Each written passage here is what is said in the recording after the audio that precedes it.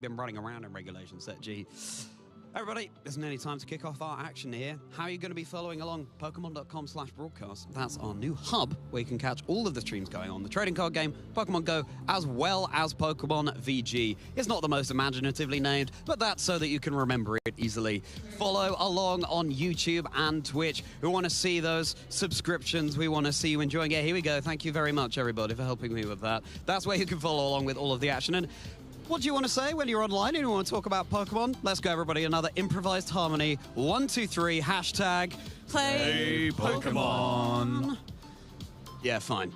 You get the gist. Yep, and there we are again. We weren't practicing that. I was pretty pleased with how that came out, to be honest. So then, Costa Marcus, it's nearly time for you to head over. But first of all, what do you say when you vaguely recognize a Bronzong?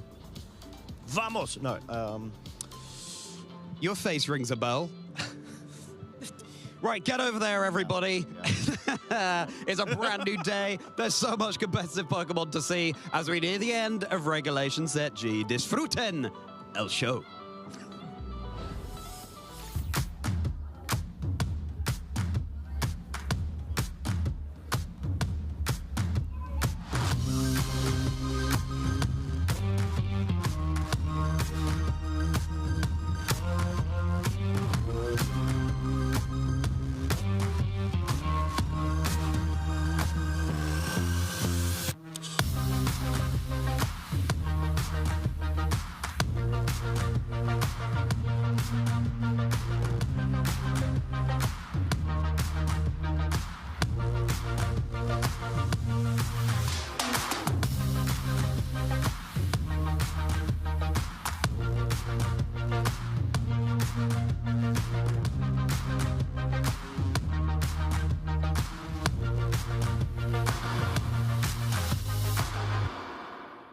This weekend, the 2025 Regional Championships are bringing the electrifying action of Pokemon Scarlet and Pokemon Violet to the global stage. Top trainers from across the world have gathered to compete for a share of over $125,000 in cash prizes, travel awards, and the all-important championship points that could secure their spot at Worlds 2025 in Anaheim, California. The journey to the top is a true test of skill and strategy. This two-day event kicks off with Swiss rounds, where trainers face off in best-of-3 matches using an open team list format. In this format, each Pokemon's Terra type, ability, held item, and moves are fully visible to the opponent, making every decision crucial. To advance to Day 2, trainers need to rack up total match points to exceed the threshold for their division. On Day 2, the competition ramps up as trainers continue through more Swiss rounds until the top cut is determined. Then the battle reaches its peak in a single elimination bracket, where only one trainer will emerge as the regional champion. Who will etch their name into the history books this weekend, and who will punch their ticket to Worlds 2025 in Anaheim?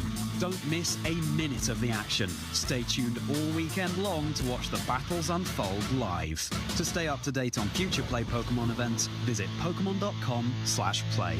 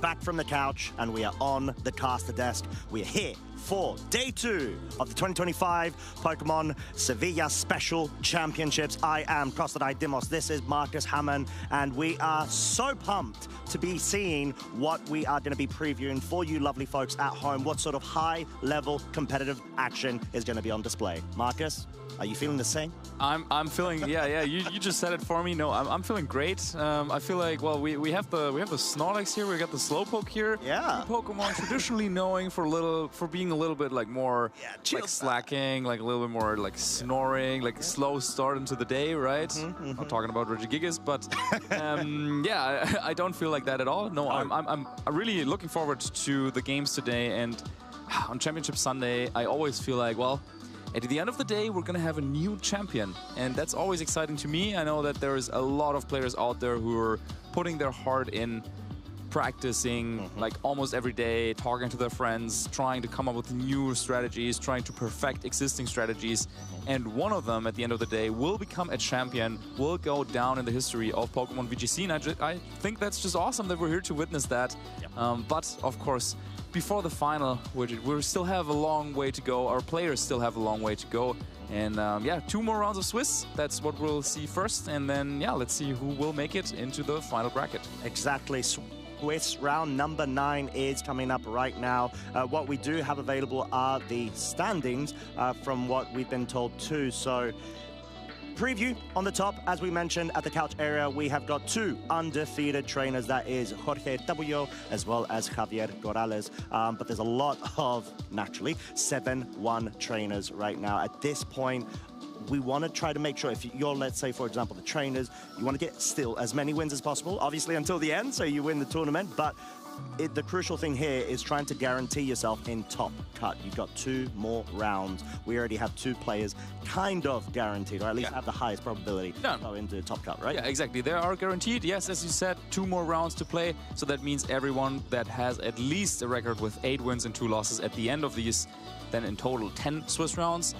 8 yesterday, 2 this morning. Those players will make it to the final bracket. So yeah, Jorge and Javier, they're already through, but doesn't mean that they can just chill and slack like our us, like our little like our pins. No, they still want to accumulate at least 1 more win, because that would then also guarantee that they would have a bye going into the next round, most likely. Yeah, exactly. And we did mention a couple of players to watch yesterday. We do want to give a shout out to Antonio Sanchez, of course. One of those trainers already got regional titles under his belt. See the little plushie of the Incineroar there. He looks so excited. We saw him as well yesterday. Always a fan favorite, right? Yeah, it's true. It's true. And he is rocking the Miraidon Iron Treads core that we saw reach the finals of EUIC, piloted by Dil Yeomans as well. And Antonio's not the only one running this team, but let's focus a bit on Antonio. He's wanting to try to chase the titles for this season. He was able to get a regional championship last season. He's wanting to build up his accolades of trophies. Yeah, of course, Antonio is a player who works very closely with Victor Medina. We kind of saw the same 6 Pokemon being used by Victor yesterday in that, winning in the last round. And yeah, unlike Victor, as you said, Victor still trying to claim that first title. Antonio already achieved that last year, but as you were saying, of course, he wants more. He's here to try and win another one. That's it. And obviously, all of our trainers are doing that exact thing as well. There's a lot of competition. Even though we've mentioned, there's a lot of Spanish presence, it's just the level of competition is really, really up there. It has allowed a bit more space of newer trainers to come to the fore as well. And I'm sure there are so many notable matches that we will be able to preview very shortly as well. Absolutely, yeah, let's have a look at which matches will be going on in this Swiss round number 9. As we see our highlighted game up on top, finally it's time to see a Terrapagos joining in the fray. Pedro against Khaled, so that's what we're gonna feature. Yeah. And then a little bit further down, well, Jorge and Javier, as we said, at 8-0, they already knew that this was going to happen, most likely in this round. And then, yeah, we have Miguel going up against Manuel, a little Calyrex. It's not a mirror, but Calyrex Shadow Rider against Calyrex Ice Rider. And then Vincenzo and Francesco playing it out down there in a Calyrex versus Terrapagos game. Yeah, and you got your wish fulfilled, Marcus. You did mention there were 2 restricteds. We didn't see much action from yesterday, Terrapagos and the Calyrex Ice Rider, and we have already got a couple of them on preview, especially with the matchup coming up. And yeah, Khaled's side, running them a ride on with the Volcarona, Ditto, and Iron Hands. Really interesting composition. Yeah, absolutely. We actually saw 3 different Terrapagos teams there up on the screen. I think at this point it's kind of figured out. I mean, there are still some players who are using the choice specs variant every now and then, and I think that is a pretty scary team in the right hands. Yep. But I would assume that all 3 of the Terrapagos that we just saw would be the Calm Mind variant. So yeah, this usually tends to encourage very, very long, drawn-out games because the Terrapagos, it's not the most powerful Pokemon, so it takes a couple of turns for it to set up. But it has the perfect supporting cast around it. You usually have that Incineroar, the Rillaboom, so you can use Intimidate, you can set up the grassy terrain, and there we have our players getting ready for this so important first round of the day. Yeah, exactly. They are primed and ready. I'm sure they would have gotten all of their morning refreshments going. Want to make sure you feel as ease as possible when it comes into what can be quite lengthy tournament and process. I'm sure they're still probably recovering from yesterday, but quite jubilant of being able to make it this far. Yeah, going 7-1 yesterday is definitely a big accomplishment for any player at this point. And knowing that you only need to win 1 more game out of your remaining 2 Swiss rounds today is, yeah, it's so close, right? Yes. You just wanna grab it. But of course, you should never feel like it's something that you have for granted. So yeah, both players will need to work hard, and from experience I can say that the first match of the day is always a little bit tricky because yeah, you're still trying to get back in your groove. Like yesterday you were cruising, like it was going well, you were winning most of your battles, right? But today is a new day and you're going up against a strong opponent who also had a fantastic day yesterday. So yeah, you know it's gonna be a tough challenge, but there's no time to wake up. You need to be here right from turn 1, game 1. Even before then in team preview, you need to be on point because, yeah, every small mistake might be punished at this level of play. Oh, 100%. You need to be primed and ready, locked in, gear up to make sure that you tackle this tournament and the progression of it as best as possible. And I did have a bit of a chat with Khaled yesterday as well. Great guy, and he did mention this is sort of one of his biggest, if not the more fresh, new achievement he's been able to do. He's never performed this well at a tournament. As we can see, there are no notable achievements, I would say, to the higher level from both of our trainers, but Khaled not yet. Not yet, exactly. Well, technically there is, because they're already in day 2 right now. So, and they're 1 win away from a top cut. Absolutely, and yeah, we see both of our players. I think for both of them it's going to be the first time that they get to showcase their skill to our audience here on the stream. Going back a little bit about this whole mentality thing, like sometimes when you go up into a day 2 for the first time in your career, then you might face someone like Eric Rios, Alex Gomez, Victor Medina, but Eric and Victor, they, well, quote-unquote, only finished 6-2. So these players did better yesterday than some of our more established players. And now, for both of them, they must think like, oh, well, I made it that far, and I'm not playing against like an absolute, like, super known top player, but well, I'm playing against a player who's in a similar situation like I am, trying to make their mark here in the Sevilla Special Championships. And I think for both of them, they will see this as a huge opportunity. Oh, 100%. Sort of unknown quantity, but they need to try to know how to play into the matchup, and that's what they're going to try to rely on, as we've got Khaled's 6 on the graphic. As we mentioned, Miraidon Volcarona being most likely one of the great pieces that Khaled's got in his possession, as well as that Urshifu. Ditto, Grimmsnarl, Iron Hands. Ditto is so fascinating on this sort of team composition. Absolutely, yeah. A team composition that reminds us a lot about Joseph Ugarte's team that he has famously used in a couple of big tournaments, most notably very recently going all the way into the top 4 of the Atlanta Regional Championships just a couple weeks ago. But then even before then, he had a couple of great finishes at EUIC and some online tournaments. So yeah, this is a team archetype that both players will be familiar with, and I'm pretty sure Pedro has probably seen this before and has actually taken a little note out of that book is also using the Ditto. That is a Pokemon that is not so commonly seen on these Terrapagos Calm Mind teams. Having a closer look at this, well, we already talked about Incineroar and Rillaboom. That's typically something that we would see on these type of teams. Screamtail is a Pokemon that has risen up like massively on these compositions as well. We see the substitute on Terrapagos. I think that is like really important. It's not going to help too much in this matchup, and Earth Power would have been probably more problematic for Miraidon and the Iron Hands, but no, it is only the Terra Starstorm as an offensive move.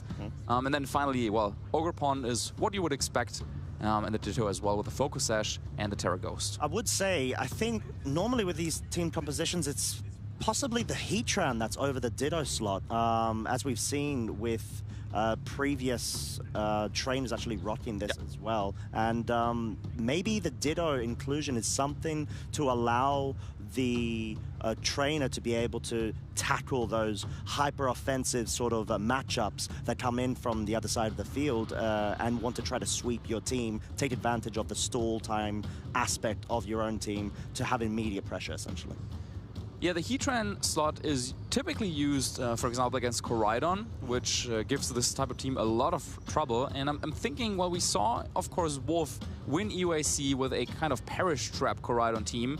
And there, the Heatran, didn't really work that well. So I wonder if the Ditto might be an inclusion to try and fix that matchup. But yeah, we're jumping into the game. We're expecting a big war of terrain, and we're seeing this right away, turn one, with both Miraidon and Rillaboom joining the field. Yeah, it's sort of what we were talking about a bit yesterday, Marcus, where usually if you've got a Rillaboom and you're facing down a Miraidon, you're more inclined to lead it in the situation where your opponent wants to try to go on the immediate offensive and try to capitalize off of initial damage. So this is a very typical lead here by Kellett. In this matchup, I would assume that he's going for... Oh, actually... bringing the Volcarona. I was going to say, typically you want to open up with Grimmsnarl and the Miraidon, and then you would have the Iron Hands and the Urshifu in the back, but it seems like Kellett has other plans. And it's really, really difficult to position in this matchup because you want to have your electric train up on the field, and it seems like Kellett will prioritize a game plan where he's also trying to set up with the Volcarona to match the Calm Mind that we're expecting from Terrapagos. Yeah, as we do have the terrestrialization of the Ghost typing from the Grimmsnarl to be able to forego its Dark and Fairy typing there, but most importantly, the Fake Out. As we see, the Rillaboom did try to make that attempt. We've got the Thunder Wave connecting on the Terrapagos. It's going to be able to give it a bit of a secondary chance of fully being paralyzed, which it's not in this case whilst having its speed. It has been able to successfully get the substitute up. However, Pedro would have really liked it if he had previously got that set up to Se eu estiver falando muito baixo, gente, é que ele voltou na minha casa, então, e pela hora também eu devia estar falando um pouco alto, e eu não estou na minha casa, né, gente, então, fala baixo pra vocês, por causa da hora, né. Mas vamos começar, né, batalha entre Pedro Martínez, da Espanha, né,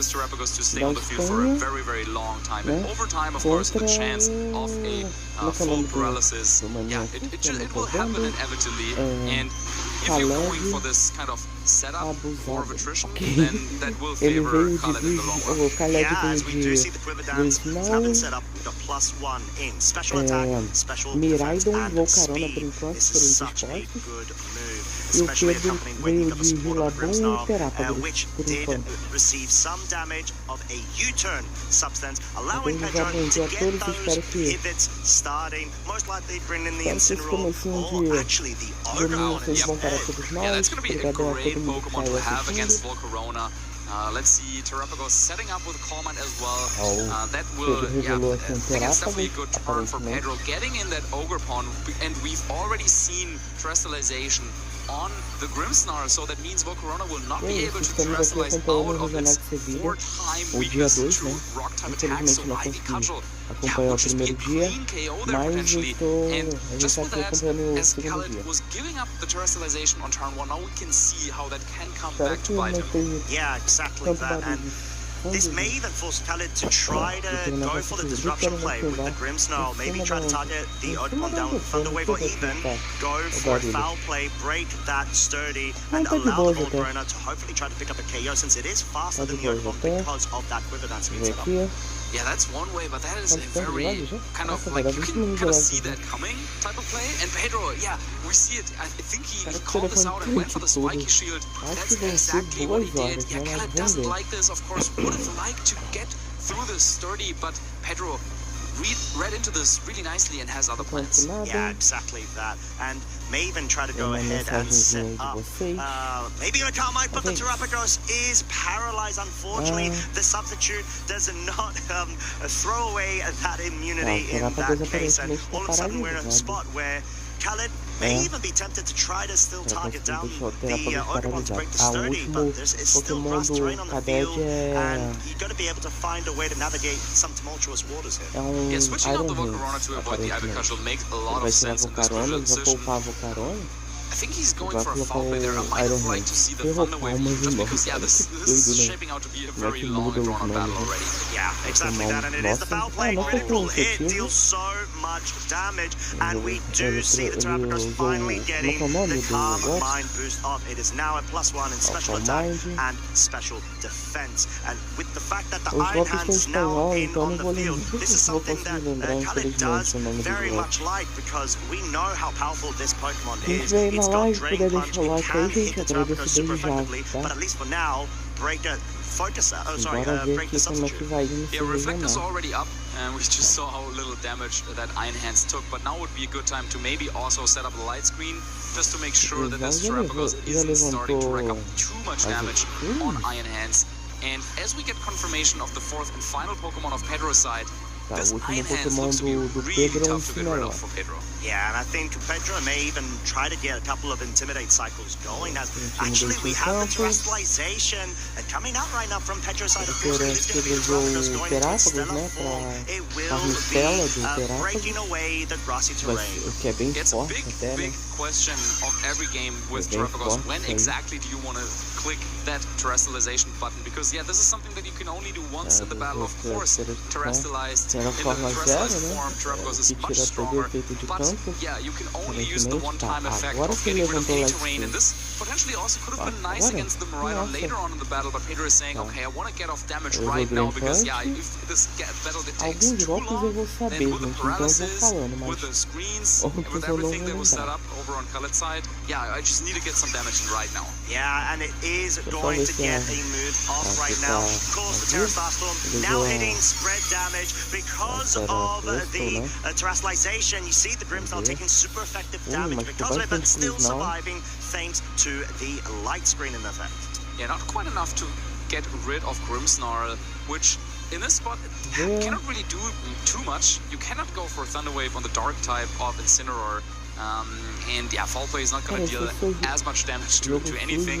Both screens are already set up, so yeah, what is Grimmsnarl going to do? So it's actually good for Pedro, I think, that Grimmsnarl didn't go down the previous turn, as now this might allow Pedro to potentially threaten either a Parting Shot or a Will-O-Wisp on the Iron Hands to really reduce its damage output, but whoa, Iron Hands is faster, and we're seeing Volt Switch come out. Wow, yeah, Volt Switch, something that was available in earlier sets of the format on this particular Pokemon that had been foregone for, let's say, a low kick, but having the pivot action available, simply showing that this is such a unique way to be able to reposition even with an Iron Hands. Yeah, it makes a lot of sense, especially with the Ditto on the team, though, yeah, in this battle, I don't think we're gonna see too much of the Ditto. Will-O-Wisp is coming out, but yeah, that's one of the reasons why you typically use Iron Hands pretty quickly on those type of teams, so you can get out or attack before wow. Analysis on the Terrapagos. This, of course, would have been a great turn to get another Terra Starstorm, knocking out the Grimmsnarl, and yeah, potentially also doing some nice chunk of damage to Miraidon. And it's starting to show the dividends that the Ghost Terrestrialization Thunder Wave move from turn 1 is paying off right now. Terrapagos has gotten paralyzed 2 turns at least out of the 4 to 5 that have passed, so it's really essentially a big thorn in Pedro's side, as we're going to be seeing the Incineroar switch out now for the Rillaboom will be breaking the electric terrain, bringing the Grassy. This is the type of position that Khaled really wants to have. Having Miraidon on the field with electric terrain, this forces a defensive switch into Rillaboom, but you can catch that with Draco Meteor. Not quite enough for the KO, but maybe with a double with foul play. Oh, just barely misses, but it's able to survive on a slither of health as we've got the Terra Starstorm coming out. Of course, we'll be able to pick up a KO onto the Grimmsnarl, but dealing some really good damage with the additional damage of the burn at the end of the turn. Yeah, finally Grimmsnarl going down, but I think Khaled is actually not that mad about this, since now, yeah, either Volcarona or Iron Hands could come in. Pedro still preserving the Ogre Pawn in the back, but let's not forget that Sturdy has been broken, so if Khaled can find a way to set up their Volcarona, it might be the Pokemon that could lead him to victory. Yeah, and Volcarona gonna likely come in here, and I think you just want to be able to, perhaps, naturally speaking, we know that Volcaronos tend to be faster than Terrapagos, because Terrapagos want to invest so much in their bulk as well as slightly damage output, but yeah, you want to try to be able to offset the damage coming in from the +1 Calm Mind, whilst you have the Light Screen up, essentially to be able to bolster your defenses and offensive output. Yeah, so big question, where is Fake Out gonna go, or is it a U-turn coming out from Rillaboom? Fake Out into the Volcarona, nice, let's see. Reactivating. Yeah, that's of course very sad for Rillaboom, but if the Terrapagos gets to move, it's the paralysis, and yeah, we're really seeing this, as you were saying, that Terra play, going for the terrestrialization on the Grimmsnarl, which wasn't going to be that useful, but it was useful for the one turn. Getting off Thunderwave, crucial turn, and I wonder if this is something that Pedro will allow in a potential, or in a game 2, but yeah, for now, Volcarona has hit the field without taking that much damage, and now the pace kind of switches, as now it's Khaled's side who can go for a fake out and for a setup. Yeah, and Pedro wants to reintroduce the cycling of the fake out pressure. Incineroar back on the field, who will be able to get an Intimidate drop onto the Iron Hands, most notably as the Quilladans will now be reset up. We've got a fresh +1 in special attack, defense, and speed. Volcarona wants to make sure that it can outspeed the Ogre Pawn in the subsequent turns, as Drain Punch will be focusing down on the Terrapagos, not dealing as much damage because of the Intimidate drop, but still, every single little bit of damage is so important on a Pokemon stall-type set like Terrapagos. We see the Terra Starstorm dealing negligible damage there. The Light Screen truly paying dividends, especially with the Quivendans now set up. Yeah, Khaled's team really likes to abuse the grass terrain that is set up by your opponent, and it's a difficult question to answer for Pedro. Like, do you want to stay in electric terrain, but then Iron Hands and Miraidon of your opponent are going to be so strong, so you kind of are forced to set up grass terrain, but then with the screens, Khaled can make use of that recovery, and Terra Starstorm not doing that much damage, and let's not forget, it doesn't have that many power points either, so you cannot just keep going for Terra Starstorms until you land like a critical hit. So Volcarona starting to set up that Iron Hands can always recover some health with the Drain Punch, but now you gotta worry again about Will-Wisp, which we've seen come out from Incineroar before. So do you want to go for another Volt Switch? I think the answer might be yes, but if things don't go your way, Miraidon might be knocked out this turn. We're gonna have to find out as the second Quivdance now set up. Khaled is putting up all of the gears, doesn't want to slow down, especially with that Volt Switch like we mentioned. And being able to bring the Miraidon in right now, you got immediate damage output, which is great, but it sort of might even be used as a sacrificial lamb here, because you just want to make sure that you have as much support for the Volcarona as possible. Yeah, but it's a big opportunity for Pedro to knock out Miraidon this turn and get further ahead in the Pokemon count. Let's see though, I think there was a Will-Wisp, and just a Calm Mind. I think this is exactly what Khaled wanted to see. Miraidon makes it through the turn, and no fake out will be available, no follow me will be available for Pedro, so this is going to be another opportunity for Khaled to launch a big Draco Meteor potentially in the Incineroar slot. Yeah, exactly that. I think it may have indeed been the Will-Wisp that was trying to target down an already burned Miraidon, and yeah, Khaled just really playing so well to be essentially the setup. Não, mas eu acho que ele vai tirar o... And I think what Khaled is going for is even better. Going for the Fiery Dance and Volt Switch tirou o into the Incineroar slot. That is Deve colocar um guaranteeing a Relabum. KO in Não, that colocou slot. um Repon, And ok. Pedro has to sacrifice Ogerpon, the one Ele Pokemon that gave Volcarona so much trouble early on in the battle, but it's looking more and more like Khaled has found a position and also getting the special attack boost. That's going to help for sure, but has found a position to climb back into this game.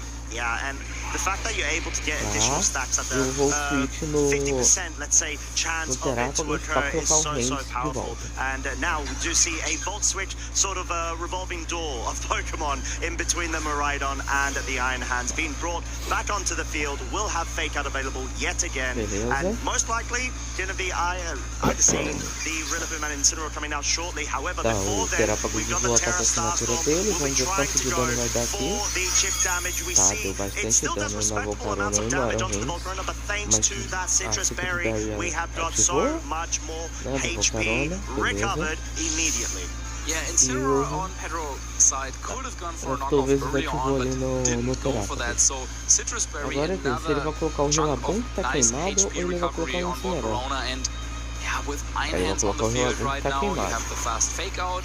So you're kind of forcing out the Rillaboom, which has an even faster Fake Out, but yeah, Rillaboom's almost knocked out. Yeah, can maybe go for one more move before being knocked out, but Volcarona is taking those Terra Starstorms so well. However, let's not forget, Terrapagos still recovering so much with leftovers and grassy terrain, and Terrapagos could also try and go for a couple more Coal Mines. Now you still need to be very, very careful about Iron Hands, as that Pokemon does outspeed Terrapagos thanks to the paralysis. It's all going back to the turn 1. Yep. But if Pedro can find a way to maybe get rid of the Iron Hands, maybe with a combination of some more Fake Out and Terra Starstorms, then it's going to be tough for Khaled to actually work his way through Terrapagos. As we see the Fake Out Rillaboom coming out first, tackling down the Iron Hand, Fiery Dance, tackling and picking up the KO, critical hit of course not mattering there onto the Rillaboom, but what does matter is indeed that additional stage of special attack boost, now bringing it up to +4 special attack, +2 special defense and speed, and we have got Terra Starstorm coming out yet again. We saw it did some respectable chip damage onto both of these Pokemon in the previous turn, and it does just that, misses the KO onto the Iron Hands, and all of a sudden Pedro will have the Incineroar available for yet another Fake Out cycle, most likely on that Iron Hands, because you want to be able to prioritize it. Yeah, you absolutely can go for that. However, now with the 2 special attack boosts on Volcarona, in addition to the Quiver Dance boost already, that special attack boost is not guaranteed, by the way, so it's a 50% chance, which Khaled has gotten twice now. That's certainly going to help, but we can see the HP bars of Khaled's Pokemon are going down further and further, and yeah, I think you want to kind of toss in the Miraidon, let it go down, bring back in Iron Hands, even though it's a low HP, it will be able to outspeed both Incineroar and Terrapagos, and can then recover a lot of HP with Fake Out. Exactly that, and you want to be able to just position the Terrapagos at a point where it will be subject to some very powerful fighting type moves, especially that drain punch to be able to recover HP. As well, we see the Fake Out trying to target down the Volcarona will be met with a Protect, and a substitute now being set up from the Terrapagos. I really like this play because you're able to sort of say, right, I can get additional leftovers recovery at no cost. However, not picking up the immediate potential KO onto the Miraidon to maybe not allow that Iron Hands to come back onto the field straight away. Yeah, I think Volcarona will definitely be able to take another hit, so I think you can just go for Fairy Dance into the Terrapagos and Electro Drift into Incineroar to knock it out. There's no more Fake Out available. No redirection whatsoever. Electric Terrain is set up, and it looks like now is the time for Khaled to really capitalize on the positioning that he's played himself into. Yeah, and the fact that we've got Volcarona being so fast, it will, like you said, break the substitute, and the Electro Drift is online. It's not going to be targeting the Terrapagos who goes for the Incineroar, and we see an indication of the timer being in effect. 3 minutes remaining of this battle, and the Incineroar has been felled. And now Terrapagos has to make this count. Terra Starstorm has to get another knockout, or I think this battle will be over. Let's see if it can do levou o Miraidon, a Volcarona ficou... Cara, essa Volcarona Volcarona ficou com muita vida, cara. Miraidon goes down, but Caramba, Pokemon just ficou com barely muita makes it vida, through the na moral. turn, and now Terrapagos, is susceptible to some of those fighting type moves from Iron Hands.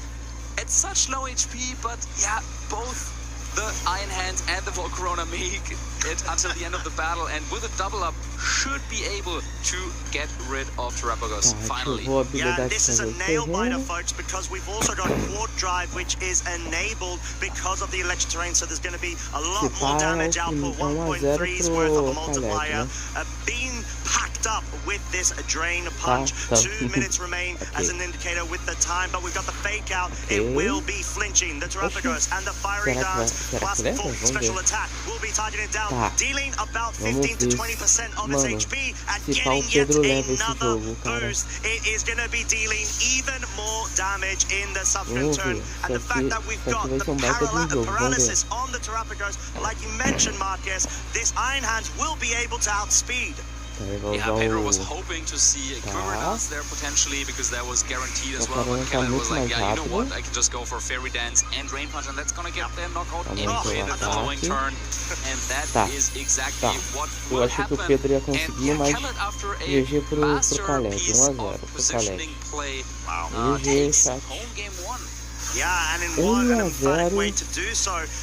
Genuinely just coming down to the wire, and this is such a perfect example of being able to monitor the consequences of a turn 1 play and how essentially they come to fruition, because Khaled was just able to absolutely rely on the paralysis, not only in the form of the full paralysis moments of the, like 30-ish% chance of that to occur in every turn, the speed, the fact that it enabled the Iron Hands to be able to act as a sort of checkmate piece when it comes to the end game state. Yeah, and I think what is important to note about that game 1 is the fact that Khaled certainly had this prepared. Against Terrapagos, it's really tough to play, especially with Miraidon teams, and having this kind of like turn 1 plan where he was like, okay, I'm going to go for Terra Ghost. It's not that great in the long run, but I know that getting off this paralysis is worth it. This is not something that you come up with on the fly. This is something where you need to have studied and practiced. You need to see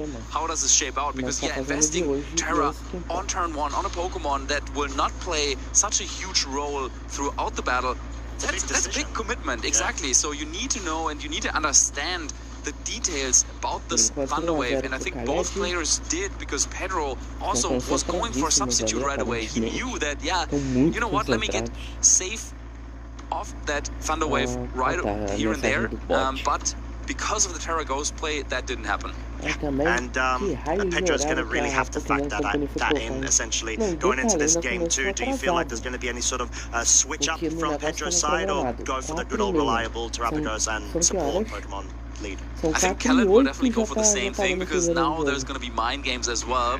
Are you really going to go for the Terra Ghost again, or is it again one, I know you know type of situation? I think on the other side though, you might see a switch up, maybe Incineroar could be lead as well, or the Rillaboom, but it looks like Pedro has other plans, goes with Ogerpon.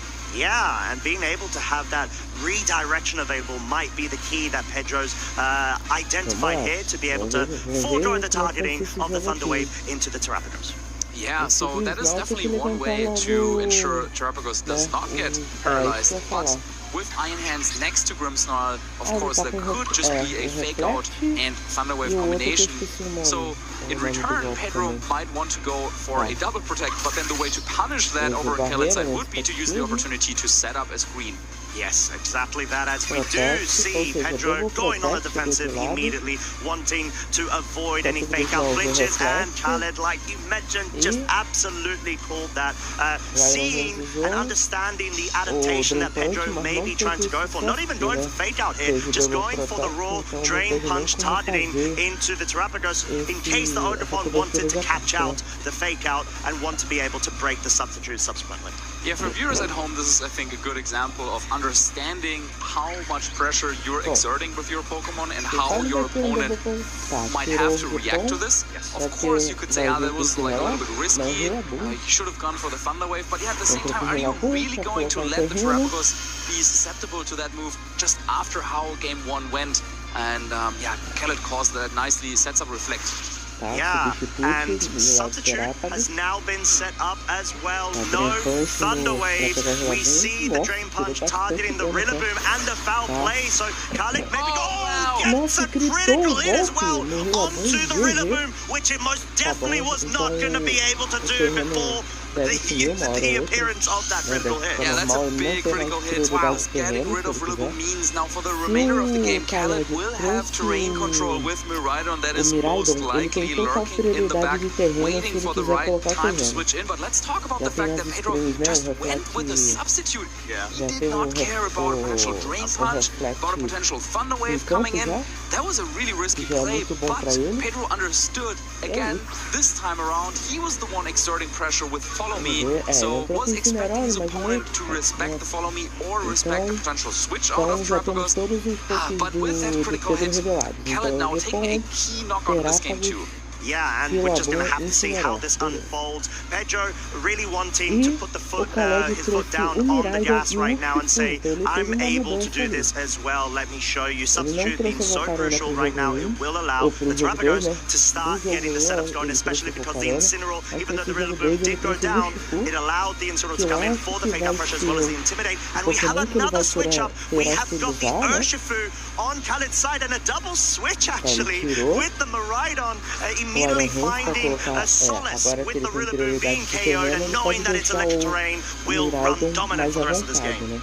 Yeah, Khaled proving that he has more than one game plan available, bringing Urshifu enough of Corona, but something that is going to be really important is, will this Incineroar go for like a Will-O-Wisp or will it be a parting shot? I think you kind of need to, I think, yeah, I was going to say, parting shot might have been nice to position around, get that Ogerpon in. It was knockoff, and getting rid of Choice Specs on Miraidon is certainly nice. But now that Incineroar is just very, very open to a double up.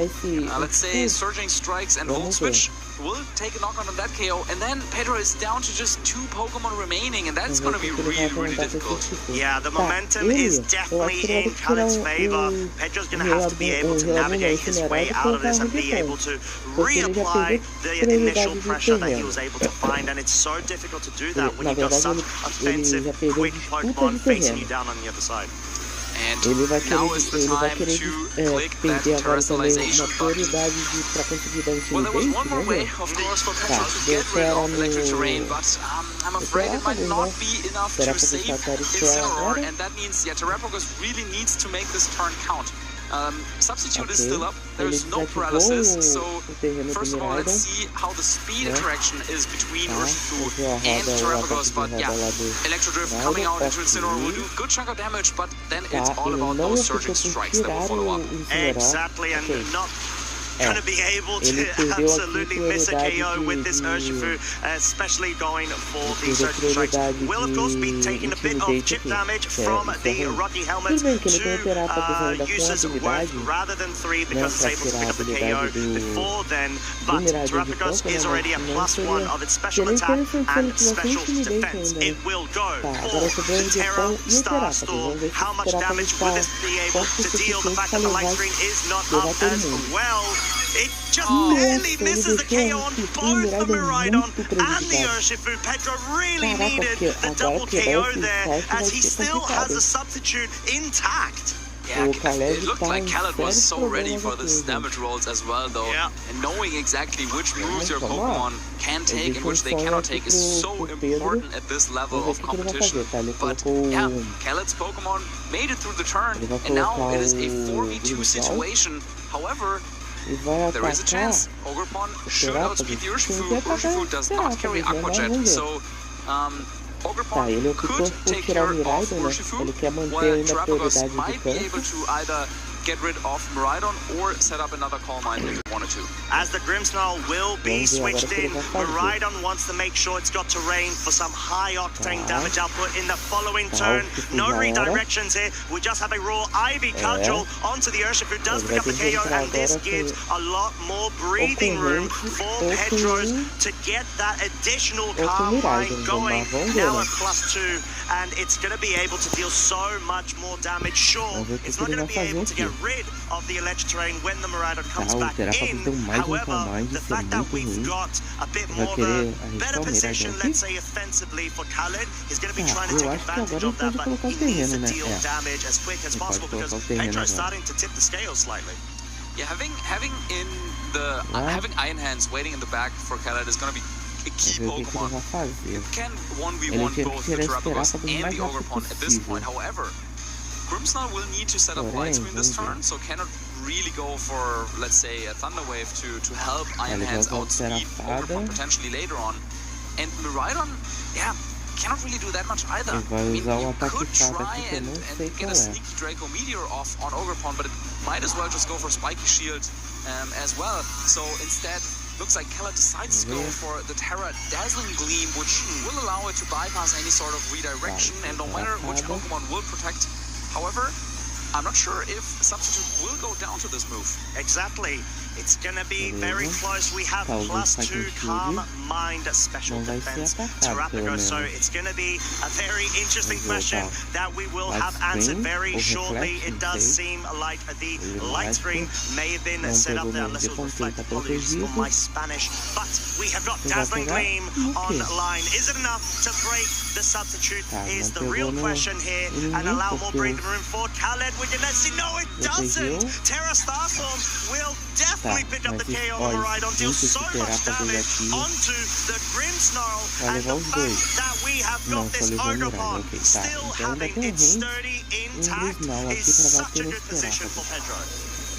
Yeah, so nice play by Pedro, identifying that, okay, if Substitute can make it through this turn, I'll have a good setup even into Iron Hands, and I think this might come down actually to this literal 1v1 between Iron Hands and Terrapagos. But first of all, well, Ogerpon cannot really do that much damage in this spot. Do you want to go for an Ivy Cudgel and Terra Starstorm to ensure Grimmsnarl gets knocked out, or you want to try and go for Follow Me to support your Terrapagos? Looks like we're going to see Ivy Cudgel. Yeah, and I think that Khaled's identified wanting to try to get paralyses here as well. Goes for Thunder Wave into the Ogerpon as we've got the Terra Starstorm coming out. It will be dealing so much damage onto the Grimmsnarl, just barely missing the KO, but not as much damage onto this Iron Hands, which is going to be able to absolutely recover all of the damage dealt onto it via bringing this Ogerpon down to its sturdy and final hit point. And Power Whip connects with Iron Hands through the paralysis, dealing a decent chunk of damage, not quite getting it into KO range for Terra Starstorm. And now, with Substitute still being intact, Grimmsnarl cannot actually do that much in this spot. You already paralyzed the Ogerpon. Terrapagos is hiding behind the Substitute, so the speed order just doesn't work out that well, and I think maybe Pedro find a way to take home this game too. Yeah, Terra Starstorm will be launched yet again. The Grimmsnarl, we know, goes down. The Iron Hands will take a lot of damage from that, and I think it's going to have to try to get as much recovery as it can back, and maybe not even target the Ogerpon, because it wants to hope that it can get even 25% from this Substitute to Terrapagos. Is so important. We're going to see, though, it does, of course, break how much. Oh, my lordy. It's just going to be the 6 hit points, and the paralysis does come into effect. Yeah, paralysis means Ogerpon will not be able to go for another Power Whip. Iron Hands makes it through the turn, however, Terrapagos still so healthy. Terra Starstorm is going to be a single target move now once Tem que again. ser pra que for And não we still have bater de Ogerpon novo. available for a follow me this turn. So if you can get a follow me, Eita, which it usou does, follow me, ok. Pedro is celebrating because now that means that Iron Hands will have to attack into that Pokemon and not get any recovery whatsoever. Yeah, and let's see, even if that mattered, because this damage output is gonna most likely be ridiculous. Oh my god, what's ridiculous is how bulky this Iron Hands is. It's able to survive. It does pick up the KO finally with the last remaining hit point on that Ogerpon, but it might just be a little too late. You're not able to suffragate as much HP as you can back via the Drain Punch. And now let's just imagine Pedro's Terrapagos was paralyzed.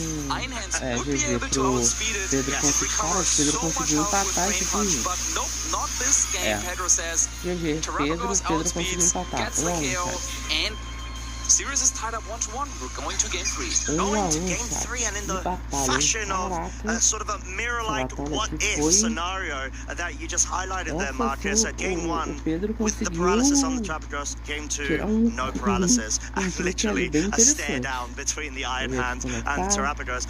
Clearly, both of these trainers identifying their key piece when it comes to their winning strategy that they've targeted. And yeah, very excellent way of Pedro being able to navigate those waters, going with the lead of the Ogerpon straight away, threatening the follow me, and we saw back-to-back Khaled having the pressure, exerting, taking advantage, followed by Pedro doing the exact same kindly in return. Yeah, Khaled has shown now that there's two different ways how he can approach this matchup. Either try to match the boosts with a Volcarona of its own. That worked pretty well, I would say, in the first game. I think it was a little scary at some point when Ogerpon was positioned nicely by Pedro, but yeah, Khaled could play around that. And then the other game plan is using your double fighting types to get rid of Terrapagos. Now this hasn't worked as well in the second game, even though I think the start looked quite nice for Khaled. In the end, Pedro managed to just support the Terrapagos a little bit too well. So now I wonder, will Khaled try and go back to the game plan of game 1? Will he try to focus more on the Volcarona once again? But then, yeah, Pedro has already shown an Ogerpon lead, which of course is a great Pokemon to have against Volcarona. And he also knows that keeping Ogerpon around is so important, as we saw in the second game as well. That we didn't have confirmation yet about which Pokemon Khaled had brought, but Pedro was really keen on saving that Ogerpon, so he wanted to be ready for a potential Volcarona to come out. Ogerpon, also good to have against Urshifu, so yeah, no matter which Pokemon will be brought by Khaled, keeping that Ogerpon around is so important for Pedro. Yeah, it truly is, and the fact that if you want to try to tear out of your weakness, you're facing down a Terrapagos isn't the best situation where you're going to be taking some effective damage. But game 3 is here as well as our lead from both our trainers. We've got Pedro rocking the Rillaboom Terrapagos versus a change-up as well on Khaled's side, the Miraidon and the Grimmsnarl. Both trainers actually changing things up with the supporting partner. Yeah, we're going back to game 1, and now we have the same mind game that we were talking about earlier. Is Grimmsnarl just going to go for another Terra Ghost, or will it just try to get off that Thunder Wave without investing Terrestrialization? And yeah, this is a tough one, honestly, to call, because you could make an argument for either case. Keeping Terra around, though, against a Terrapagos is not that impactful, because yeah, you take double damage from the Terra Starstorm, so it might just be worth it to go for it again. Yeah, have to see, it's going to be quite close, and a very big decision as well, because Pedro can absolutely try to take advantage of this and even just go for a very soft protect, or even switch out of the Terrapagos, wanting to bring perhaps a redirection, or in this case, the Incineroar onto the field. They will be able to get intimidated. Most importantly, that doesn't matter. We've got Fake Out available yet again. But the Terrestrialization will come out. Grimmsnarl opting for it, wanting to try to focus down with a Thunder Wave, most likely. And if it does, it's going to be met with an immunity, and that being the Dark type.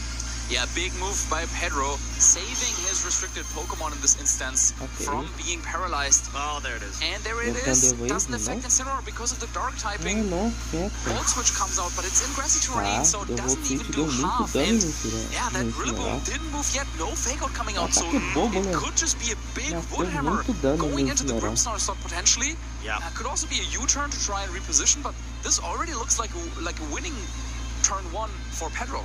Yeah, I think the fact that he sort of knew Khaled's reliance on this method since it worked so well, terrestrializing the Grimmsnarl in game 1 and absolutely capitalizing off of it is so key here, especially because the Thunder Wave was essentially useless. We do see the Wood Hammer goes into the Grimmsnarl, just misses the KO, but it deals so much damage. Surely it's going to be able to pick it up with a Grassy Glide if there is no Miraidon switching in the subsequent turn. Yeah, Pedro now has 2 big threats on the board. Grassy Glide, as you mentioned, could KO Grimmsnarl, and Incineroar could go for a Will-O-Wisp into Iron Hands. Both are things that, Khaled cannot really let happen. Fortunately, though, for him, there was one way to play around the Grassy Glide, which would be switching in Miraidon. And, as we know, Iron Hands is actually faster than Incineroar. So, it could be a good opportunity to just use that speed advantage and go for a Drain Punch into that slot, as Pedro doesn't really have any great way to switch something in.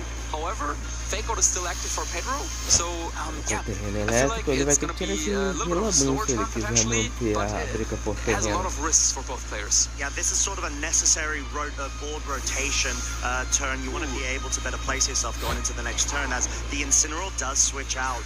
The moment that it got onto the field, it had Fake Out available for the Terrapagos. We see the U-turn, so this is probably going to be a bring the Incineroar back in sort of play. Immediate rotation, a really nice play with the pivot and the hard switch. You're able to bring in a Pokemon Trust. Yes, it is going to be the Incineroar. Really beautiful way to be able to get the Intimidator off, and the Fake Out online immediately the next turn. Yeah, and you're using the Terra Shell on Terrapagos. That's what we're expecting exactly. A Drain Punch into that slot. So even though Terrapagos, well, it's a normal type Pokemon, it should be weak to fighting type attacks, but with that Terra Shell, that actually turns it into a not very effective move, and Terrapagos can take it really well.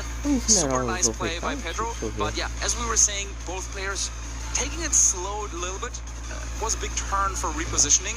But I think Pedro got the better end out of it, because as you said, now Incineroar has Fake Out available, so you could go for Fake Out into either Pokemon, honestly, and yeah, do something with the Terrapagos. However, as I'm saying that, well, do you really want to take a boosted attack from Miraidon? Probably not. Do you want to take a boosted attack from the Iron Hands? Probably also no. So yeah, it might be another turn for some more repositioning for Pedro coming up. But this does invite Khaled to try to go on the immediate offensive and try to diminish the available resources or HP resources of Pedro's Pokemon. But Pedro actually going more on the offensive from his side, not wanting to go for switches, goes for the terrestrialization, will be able to get rid of the electric terrain and try to threaten down some good damage. Fake Out will be targeting the Iron Hand, not able to move. Volt Switch going into the Incineroar slot because of the terrestrialization of the Terrapagos, not able to pick up the KO even with that Volt Switch. Yeah, so as I was saying, you don't really want to take a boosted attack, but by terrestrializing, Pedro ensures that, Volt Switch is not boosted, and he's not using the move for any offensive damage, but using the terrestrialization just for the defensive capabilities, protecting Incineroar from being knocked out this turn. A very, very great way to utilize terrestrialization here defensively to support a partner Pokemon. A very unique interaction that pretty much only Terrapagos can do, and masterfully showed off here by Pedro. Gets up the substitute, still has all 4 Pokemon available, and Volcarona joins the battle for Khaled, so now we get confirmation of what Khaled's plan is going into this game. Yeah, seems like it's going to be a playback to Game 1 strategy. Quiver Dance has now been set up. The fastest thing on the field was Volcarona, will remain Volcarona, at least for now. +1 in special attack, special defense, and speed. Carmine following suit, wanting to make sure that it's able to offset the damage output of the Volcarona while setting itself up as well.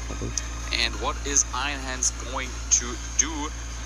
Beleza, usou o Volt, tá? Incinerar não acabou com o Incinerar, agora é outro Rillaboom ou outro Pokémon que ele tiver. Tá, eu se fosse o cara, não colocava o Miraidon agora, porque ainda tem o Rillaboom, né? Vai disputar terreno. Tem o Grimmsnarl. Você pode optar pelo Grimmsnarl, tem... Querendo ou não, vamos ver. Personalization is already committed by Khaled, so if Ogerpon is the final Pokemon, that would be a great way to threaten Volcarona here. Yeah, and I think the fact that the Grimmsnarl can now start setting things up, or at least try to threaten with the Thunder Wave pressure, can truly prove to be key. There is the foul play sort of play, I guess, but then the Grimmsnarl just tends to be very slow in comparison, so it's just subject to a KO here. Yeah, I think what you would want to do is maybe launch a Thunder Wave into Ogerpon. E se However, I think buffar com a Spike Shield is Volcarona. quite likely to come out from Pedro again. But do you want to risk Volcarona in this Vai, ele vai fazer important isso, vamos ver. situation, or do you want Ele to vai dar protect it? Protect. Khaled is hesitating a bit. I mean, it seems kind of obvious that Ogerpon would go Ele for vai a se Spiky Shield, proteger but com can he a really do that Volcarona. much about it? It seems like Khaled is isso. doing a little bit of a mid-ground play, and I don't know if he can afford to Protegeu. do that. Seems like it's a protect and setup of a screen.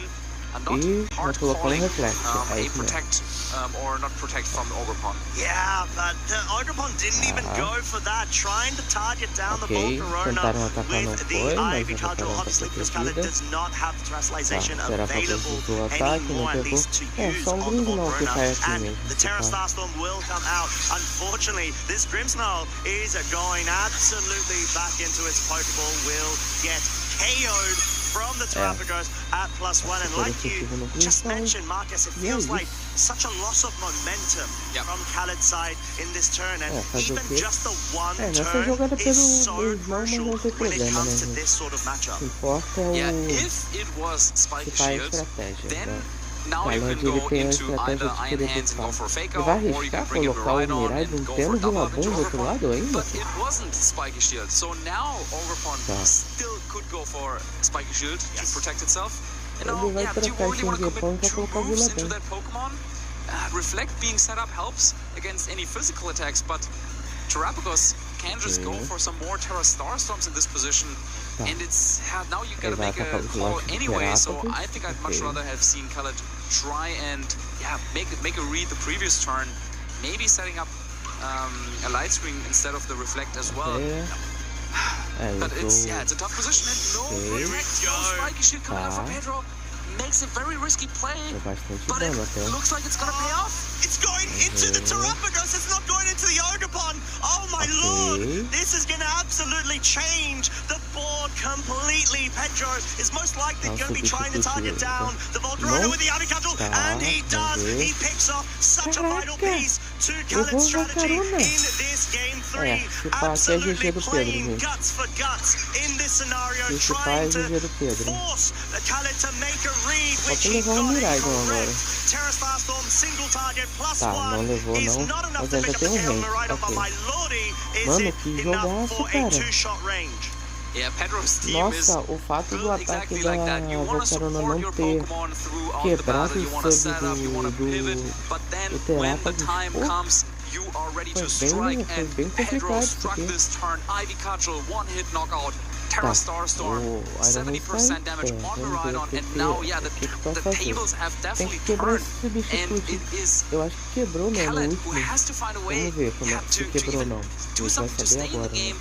Rillaboom is Vai ter a waiting in the back for confirmação Pedro, ainda, can tá vendo? override the terrain, Cara, tem que levar and esse with Terrapagos all the de healing, qualquer jeito. it seems like Tá, Pedro tirou o Ogerpon, only vai needs to pegar, find vai a way colocar o to get through Rillaboom Iron Hands. pra colocar Because, o terreno without de grama, Incineroar, né? that means no more Intimidate, Aí, definitely viu? no Pra Will-O-Wisp. bater de frente And com o Iron terreno Hands do does a lot of damage Miraidon. to all Pokemon left on Pedro's side. As we've got the Rillaboom on the field, Grass Train is now Overprotect running the rampant. Terrapagos. Protect on the Terrapagos, wanting to slow play this in order to better position yourself in the Mágico. following turn, since Khaled does Vai levar not o have Rillaboom, any será? other Vamos ver. Pokemon he can use to switch in or out. Tá, não deu Dazzling nada de Gleam dano no dealing Rillaboom. negligible damage onto the Defante, Rillaboom, and the não. Iron Hands Olha. tries to focus down on the Terrapagos, and Pedro's absolutely running away Se faz, with GG aqui do this Pedro, set. hein, The gente? momentum is all in O his Pedro favor. He's perdeu got isso Fake aqui, Out available the following turn and able to just go Pokémon ahead dele and tem pick up que a errar KO tudo onto the se pá. Miraidon. here because it's within range. Absolutely. You fake out the Iron Hands, you go for Terra Starstorm that will knock out the Rider. The Rider is forced to go for Dazzling Gleam.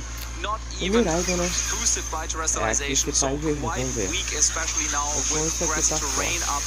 Terra Starstorm comes out, and Khaled is down to his very last Pokemon of this set, and it will flinch this turn, and yeah, it's hard to believe that it can come back in this game.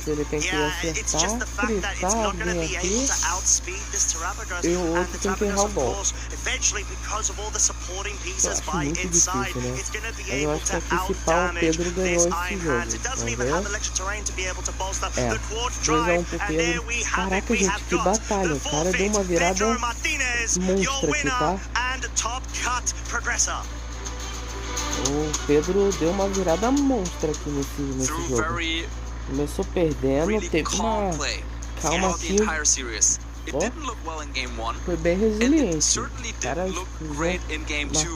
Terrapagos aqui com Calm Mind e depois o ataque ali é muito chato pelo visto. Stayed calm, então, knew what he had to do. Caraca, foi bom isso aqui. Já mal começamos aqui o jogo e it doesn't matter if you fall behind in the Pokemon count, as long as Terrapagos gets just a little bit of time to set up. And Pedro managed to do that so well in games 2 and 3. Really well played by Pedro in what I think is a very tricky matchup. It's hard to say if either player really has any advantage in this. Both of them seem to know exactly what they needed to do in order to win. We saw Khaled go for Terrestrialization, Terra Ghost on Grimmsnarl, Thunder Wave. His plan worked out so magnificently in game 1. But in game 3, when it counted, Pedro was ready for it. Switching out Terrapagos turn 1, I think that was a big moment in this third battle. And yeah, through that, winning the series, and as you said, advancing into top cut for the very first time in his career. Yeah, I know, it's such a huge accomplishment, and the way that he was able to go about it, I think you touched on it quite nicely there, Marcus. The fact that we had Khaled sort of reveal his cards, his sort of like Trump strategy that he wanted to take into this matchup in game 1, did so well with it, obviously. Then game 2, sometimes trainers have this sort of mentality where they're like, okay, I either try to read your adaptation and try to counter your counter, or I try to go with a secondary mode to be able to not show as much reliance to that game 1 mode. And it just seems like Pedro, got the blueprint of that game 1 strategy and just felt like Khaled's going to fall back to it and took advantage of it in game 3. Yeah, let's look back on some key moments. Game 1, at first it was looking like Pedro was in control, but in the end, just the turn 1 play of Thunder Wave and Terrestrialization was a little bit too much to overcome. And then in game 2, it was completely reversed. It looked like Khaled was the one in the driver's seat with this critical hit. Yeah, we didn't like seeing that, but slowly but steadily managed to climb back into the game, even though, this big survival, but then in the end game, Terrapagos was set up, it was behind the substitute, and Khaled didn't have an answer to it. And then in game 3, this key moment, Ogerpon just going for Ivy Cudgel, knocking down Volcarona when it was so threatened, and then without that, things just fell apart for Khaled. Terrapagos, once it's set up, it's just so difficult to take down with the right support cast. Yeah, there was so many mind games, and the pressure was so elevated as well in that game 3. You just saw the back and forth sort of like taunting, essentially, saying, okay, well, I dare you to make a read into this because you have to. First applied by Khaled, then sort of re-engineered by Pedro 2 times in a row, where he's like, okay, well, I can go for Spiky Shield, I can go for Follow Me, but I don't want to. I want to take advantage of the situation and read into your read and say, okay, well, I'm going to go on the offensive now. There's no way that you think I'm going to go for this, so I'm just going to do the exact opposite. And I'm just going to get rid of that Volcarona, which is the biggest threat, and that's exactly what he did. Yeah, it takes a lot of guts to do that, not only once, but twice in a row in a situation like this. With, well, the door is there into the top cut. You just have to walk through it, but do you want to take like the long and risky stony road, or do you just want to like take things right there? And Pedro was ready to just grab the knockout right there, making a big read, and it paid off.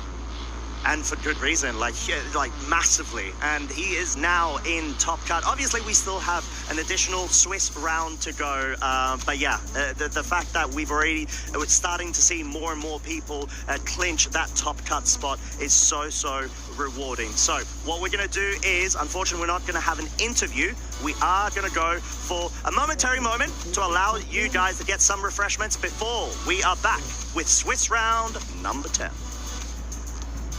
And giving Luca a huge lead in this game 3. Luca was a little bit disappointed. It's going to be enough to take down the Mariah. I love the way Luca was able to pivot this in here. And the biggest rise on. What's it going to be? Luca Ceribelli. Become your 2024 Pokemon World Champion. Luca Ceribelli is your 2024 Masters Division Pokemon Video Game World Champion. But just how did he get to that hallowed position? Charlie Merriman here, trainers, to take you through Luca's path to the peak. He attended his very first competitive Pokemon event in 2017, finishing with a respectable 4 wins and 3 losses. But what mattered far more to Luca was the firm friends he made within the passionate Italian VG community, helping each other and building up experience at local events. Just 9 months later, Luca claimed his first title as the 2017 Turin Special Events Champion. However, there followed a run of disappointing results, and Luca was frustrated. Espero que esteja pegando na tela. Be doing himself justice. In fact, he was even on the verge of quitting Pokemon VG altogether. But having qualified for the 2022 World Championships in London, he decided to give it one last shot. And out of the 300 best trainers in the world, he finished 36th. Luca Ceribelli was back. Worlds 2023 in Yokohama showed Luca how the standards he held himself to had shifted. He was pleased to reach Day 2 again, but was hungry for more. Similarly, at the Europe International Championships the following year, he went all the way to top cut, but still knew he could do better, proved to himself that he could indeed be the very best. At Worlds 2024 in Honolulu, Hawaii, he took the tournament one game at a time, until all of a sudden he found himself in the grand finals against Yuta Ishigaki from Japan. The night before, Luca went out for dinner with his friends to take his mind off it all, paving the way for a good night's sleep and focused preparation on the big day, identifying that his trusty Miraidon's Draco Meteor hit nearly all of his opponent's team for good damage. Luca won Game 1, but Game 2 went to Yuta. It all came down to one final battle. And with Miraidon supported by Luca's favourite Pokemon, Half-Flame Mask Ogerpon, Luca Ceribelli secured his spot in history.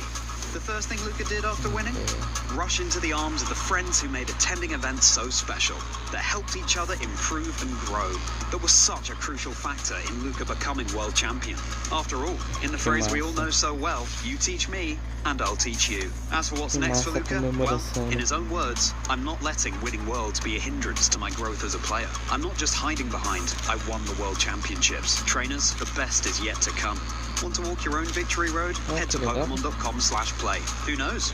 It could be your first step towards becoming our new world champion.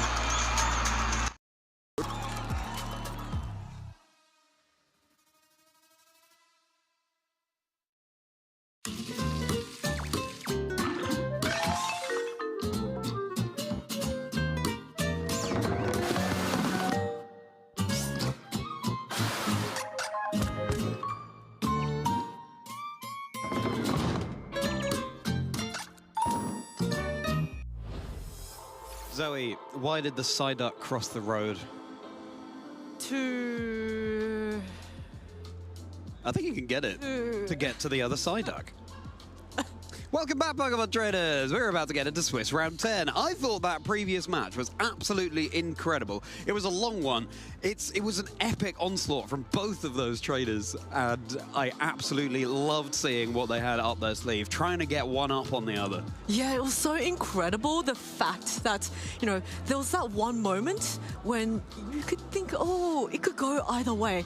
And then all of a sudden, the Volcarona's targeting went into Terrapagos instead of that Ogerpon. I'm guessing it was because, you know, there was a prediction of a spiky shield, but then that rock-type Ivy Cudgel came on ×4, super effective on the Volcarona, and after that, it was slowly and very methodically then taking being taken apart. Yeah, the heroes from Area Zero in an epic clash. If you missed it, definitely go back and watch it, trainers. So we're getting into, I believe, our final Swiss round of the tournament here in Seville, and then we're into our top cut. From that point on, it's single elimination. So here, these trainers going up against each other. If they lose, most likely they will be out of contention for that top cut. We'll have to see who we're going to be featuring, but let us know how you're enjoying the Seville Special Championships. Use the hashtag Pokemon. You know that we love to see all of your pictures, all of your pets, all of your Pokemon. Zoe, And plushies. a viewer were to send in a picture of one pet, what would you want it to be? Hold that thought, because we're going to do community choice, and then you can tell us as the viewers are voting. So tell us which of these matches, all of which will be incredible, you would like to see next on stream. Get over to Twitch and you can vote for the match that you want us to present to you. Yes, the match that you select, that's the one we're going to be featuring. And there's just so many incredible matches, incredible diversity in teams. Look at that. There's going to be Fernando Ruiz versus Andre Marquez, Ivan Aguilar, and Sergio Zia. These are all the win-and-ins. And Diego Bonome, Francesco De Biase, Brian Gezzi, and Victor San Jose. So And just take a look at some of these, not only the restrictors that we don't commonly see, like that Eternatus being run by Andre Marquez, making it into day 2, no less, everybody. But we've got the Ursaluna there, the Hisuian Ursaluna, on Brian Guezzi's team with a Kyogre. We haven't seen too many of those in C1 yet, so we see a King Gambit on Victor San Jose's team as well. We don't see King Gambit very commonly in Regulation Set G, so it'd be really fascinating to see that. If you fancy some G-Wheeze, Galarian Wheezing action, then Francesco Di Biase is the one for you. Or, if you want to see a mirror match, Lunala versus Lunala, all the same 6 Pokemon, then Sergio Zia versus Ivan Aguilar is the match that you should choose. Let us know on Twitch what you want to see. There's so many different matches. Do you have one that you would particularly like to see? Good question, Zoe. I want to see Eternatus, to be honest with you. I see the Eternatus, and I think, yeah, we need to feature more. Regulation Set G, this is literally the last day of it in terms of major tournaments across the globe. So let's push the boat out. Let's get an Eternatus. How about you, Zoe? Well, speaking of Eternatus, it is the 8th most popular restricted Pokemon today in day 2. That was not something I had expected this morning, and I looked at the top 8 usage graphics and thought, that's an Eternatus? I have never seen that in the top 8 usage, but there's also so many other fantastic matches. That mirror match? With the screen tails, who's going to get that encore disable off? Are we going to see 2 screen tails struggling against each other? Exactly. That might be the most damage they'll do. Could be really, really brutal. Let us know over on Twitch. What about Lunala? Have we ever seen that in the top 8 users? We presumably have. Is that? Do you know where that is today? We'll have to get confirmation later. Lunala, I think, from memory, it was in the top 8. It wasn't top 8. I think it was top 5th most used, but don't quote me on this because I can't actually remember. Confirming? No, not confirmed. It was in the top 8. I just don't know the. It was higher than Eternatus. As you're voting, trainers, get over to Twitch to vote in the chat there for the match that you want to see. Zoe, answer that question I posed to you before. Which pet would you most want to see in a community post? I would like to see a pet peacock. Pet peacock. I don't. All of those eyes. Yes. And the feathers. Yeah, that would be phenomenal. Yeah, sure. If you have a pet peacock, then we would love to see it. Trainers, all of these matches are win and in. So the winner of this match will be progressing to top cut, and the loser will not be. Their tournament life ends here, very unfortunately. But this is what happens in these competitions. The further you go through, the more difficult it is to secure your spot in the single elimination bracket. Particularly at this round, all these players are at their wins and ins, so they have to win this match in order to advance to the top cut. So there is so much on the line for these trainers, and there is no room for mistakes for them. At least given the big Spanish turnout this time around, they won't have long to travel back home if they don't make it to the top cut. But will the home turf advantage come through? We shall have to see. As your votes are being counted, you get to see our wonderful meadow of plushies once more. They're all having a wonderful frolic here, aren't they? We've got quite a few bug types as well enjoying it. I've been ripping Ledibird and Lady Ann all weekend. Do you have you've got your Altaria pin? Yes. Very cool. I do Swamp Blue. Oh, very nice. Right, should we take a look, Zoe? Yeah, results. Oh, viewers, we trust in your judgment. Oh, okay. Ooh, Diego Bonome and Francesco De Biase with the Calyrex not quite the mirror, but Calyrex versus Calyrex. Versus Calyrex. And do we have... Okay, so there's an Urshifu piece on these teams, but otherwise, the other 4 Pokemon are different. This is really interesting. Yeah, I like your style here, trainers. Because, of course, Galarian Weezing pairs up so nicely with Calyrex Shadow Rider. It shuts off all abilities, but not as one. So Calyrex will still be able to unnerve and still get those Grimnate boosts. And, of course, with Diego running a Calyrex Shadow Rider as well, it's also going to have its abilities online. So being able to navigate this matchup, same restricted, but only one trainer has a Galarian Weezing, will be really fascinating. Yeah, it's going to be so interesting because the Clefairy, sometimes on those Calyrex teams, is very key in the fact that its ability Friend Guard offers, basically it's like a permanent or invisible light screen and reflect as long as it's on the field. But with the Galarian Weezing on the opposite side, suddenly that Clefairy, its only real use is just going for those follow me's, which is still very useful. And in fact, there is an Indeedee on the other side, so there are similarities between the two teams. But a lot of very useful abilities are now going to be turned off by that Galarian Weezing if it gets brought into the battle. Yes, Sturdy on the Ogerpon as well. You might be able to one-shot that when normally you don't. Intimidate from Incineroar that we see so commonly. And of course with the Dondozo and Tatsugiri as well. I feel like this kind of team is really the only channel that we have for seeing Dondozo Tatsugiri in the current format of competitive Pokemon. We used to see it everywhere in regular Set A, for example, of course, all the way back then. Do you remember those Heady Days traders years and years ago? But yeah, Tatsugiri and Dondozo, it's never gone away, has it? It's always been there. Some trainers are running it in some capacity, and this is the niche it's found in Regulation Set G. I wonder what it will be in Regulation Set I. I still think it would have a good place. Yep. Because Dondozo Tatsugiri, it's one of those Pokemon, it's almost like a team building check.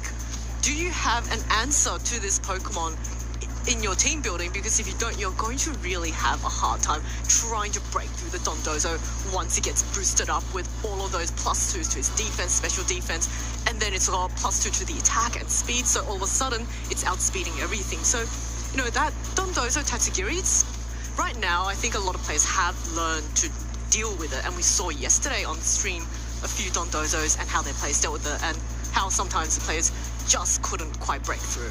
Yeah, I think that's a really good point. It's important to have answers to all sorts of things like that. I remember probably earlier on in Regulation Set G, maybe some previous formats, Regidrago, for example, was the fairy inspector. Do you have a fairy? No? Then I win. Precisely. Thank you very much for turning up. Yeah, Dondozo Tatsugiri, you're so right, and it is really difficult sometimes to be able, well, it always is difficult to be able to cater for every single variety of check that you might need to have in your team. Your Dondozo and Tatsugiri, maybe also your Regidrago. We did see Yuki's and Innovage do very well with Regidrago at the Atlanta Regional Championships a couple of weeks ago, finishing top 4. And that's why this game's so beautiful. And sometimes it all comes down to just one move, like a taunt. If you have a taunt, then all of a sudden, you know, like we saw yesterday, then the setup moves are offline and your team has a much easier time. 6 Pokemon, 4 moves each, so that's 24 moves total, 6 held items, 6 abilities. Using those to the best of your advantage, getting the most out of those resources. That's what it's all about.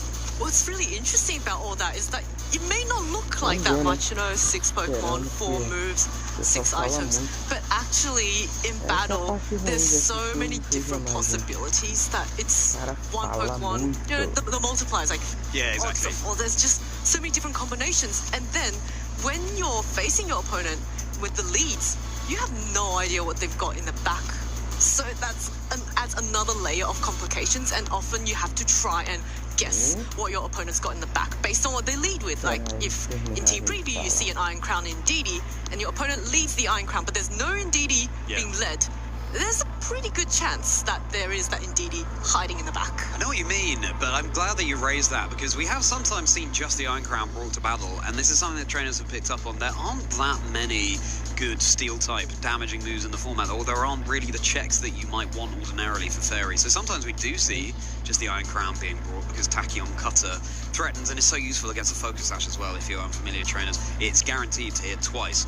So yeah, sturdy Focus Sash, you're just hitting right through, and you could claim that 1-hit/2-hit knockout, depending on how you define it. And you're right, we've sometimes seen solo Dozo. We've sometimes seen solo Tatsugiri. It depends on what they can offer. You know, we saw a rest and sleep talk on Dozo on stream yesterday as well. So all sorts of potential. And you mentioned all of the stats apart from the special attack on the Dozo, but we have seen Surf as well. This was a while ago. I did get destroyed by her Surf on Dozo once in the rain. You didn't. Your team might have done. Fazer live é isso, cara. Vou dormir agora, mano. Pô, obrigadão por ter passado aí, cara. Bom descanso aí pra você. Obrigadão, Idol, por ter passado aí, cara. Desde já bom domingo aí. E valeu aí por ter passado aí, cara. Obrigadão demais, velho. Valeu. Bom descanso aí. Yeah, where it was Aaron Jang on stream and there was a Surf on Dozo which was going absolutely crazy. But there they are. Okay, so Jorge Tabuyo. Oh wow. Is 9-0, totally undefeated. That means that our other Javier Corrales, yes, our other previously undefeated player, is now 8-1. Incredible record. I hope these trainers are feeling really proud of themselves. Yeah, there's so many other 8-1 players here. Alberto Canuello, running that Smeargle, Clefairy, Calyrex, Shadow Rider, Rillaboom, Urshifu, and Tornadus team. So a very, really nice hyper-offensive team, but then also supported by both the Smeargle and that Clefairy. Smeargle's really been rising up, hasn't it? I mean, it can learn any move. It can, well, sketch most moves, 99% of moves, which makes it so tricky to deal with. Spore is a common customer that we see on the Smeargle. Fast Spore as well. Helps put things sleep force fake out. Maybe Decorate, that's something we've seen recently, boosting the offensive stats of an ally Pokemon. Really difficult to know how to play around the Smeargle there. Now, what other names do we have? So Khalid, we've just featured on stream. Khalid Abusada there. Francesco DiBiase, we're about to be featuring Francesco's 7-2 record here as well. Sam Bentham, still 7-2 as well. A trainer who's been around for many years and hoping with their Kyogre team to be able to go all the way here in Seville this weekend. And huge congratulations to all the trainers who are not featuring on the screen here as well. You're doing great. Keep on going. Glad you've been able to rest up last night and get some much needed sleep before the business end of the competition today. Yeah, this competition is just really heating up, and I just love the fact that we have so many different team strategies and team archetypes in this format. It just goes to show that we are not done with Regulation G just yet. Certainly not. Well, these trainers aren't. Look at the screen right now. Here they are. On stage, we got no plushie metagame to speak of, unfortunately, Zoe on stage, but we do have our incredible trainers in what will be a fascinating Calyrex Shadow Rider matchup. Both of them have Calyrex Shadow Rider. If you're just tuning in, only Francesco, I believe, has the Galarian Weezing and the Tatsugiri and the Dondozo. So we'll see how these teams interact, and this is a win and in, everybody. All is on the line. Whoever wins here progresses to top cut. Whoever does not win, unfortunately, is no longer in contention in this competition. It's our final Swiss round. We'll very shortly be getting into it. Indeed, and you know that when it's Calyrex versus Calyrex, the speed stat is going to be so important. But here is our trainer Diego Bonome with that Calyrex and the Rillaboom, the supportive setup style team, and Diego and his opponent also with that Dondozo and Galarian Weezing team. So this is going to be such a close match. But on one hand, it could also be quite fast-paced because the Calyrex that manages to get the Astral Barrages off first could just immediately knock out the other Calyrex. It's a good point. Now, only Diego's has Terra Dark, whereas Francesco's has Terra Water. We get into all that very shortly, trainers. Diego Bonome, 2024 Barcelona Special, top 32. Francesco, Stuttgart Regional, top 8. So, as you can see, both these trainers making a name for themselves right here at the Seville Special Championships. And this is what we love to see. It's a tournament where we don't have as many of the names we're familiar with, and that makes it a very fertile ground for new trainers to make their mark. And I'm so excited to see these trainers up on stage here. Both of them presumably pretty unfamiliar with being on stream as well. So getting used in that first time to being on the stage, and I'm sure they're both very grateful not to be going up against those incredibly well-known names, because the mental fortitude you need to eke out there, all the greater. It's always so fascinating to see newer trainers come onto the screen, because everyone has to have their first time on the stream. Nobody starts off going on the stream as the EUIC champion, the world champion. You gotta start somewhere. And the really thrilling thing is, we have not seen these trainers on stream before. We have absolutely no idea how they play and what their play styles are. You know, we've got players, say, like Eric Rios, he's a very positional player, and Marco Silva, a very aggressive, hyper-offensive player, but what will these players offer us? And when they're facing off against each other, they also don't have that information. And that is really a big part of playing, is that you have to play your opponent, not just their teams. Yeah, you're so right, Zoe. The psychological aspect we cannot understate, but another thing we can't understate is the importance of those teams, and here they are. So Calyrex with the Terra Dark. That's going to be a crucial piece for Diego. Try and get around Francesco's Calyrex, because it will be able to resist the Astral Barrages when once it took double super effective damage from them. Acompanhando for some ample redirection. It doesn't matter in the face of a spread move like the Astral Barrage. Sing on Clefairy. I love to see that. That little pesky fairy could be putting things to sleep over on the other side of the field and totally change the matchup into Diego's favor. If you're wondering, by the way, what the Spooky Plate is, what that does, we don't see it too much, boosting the power of ghost type moves.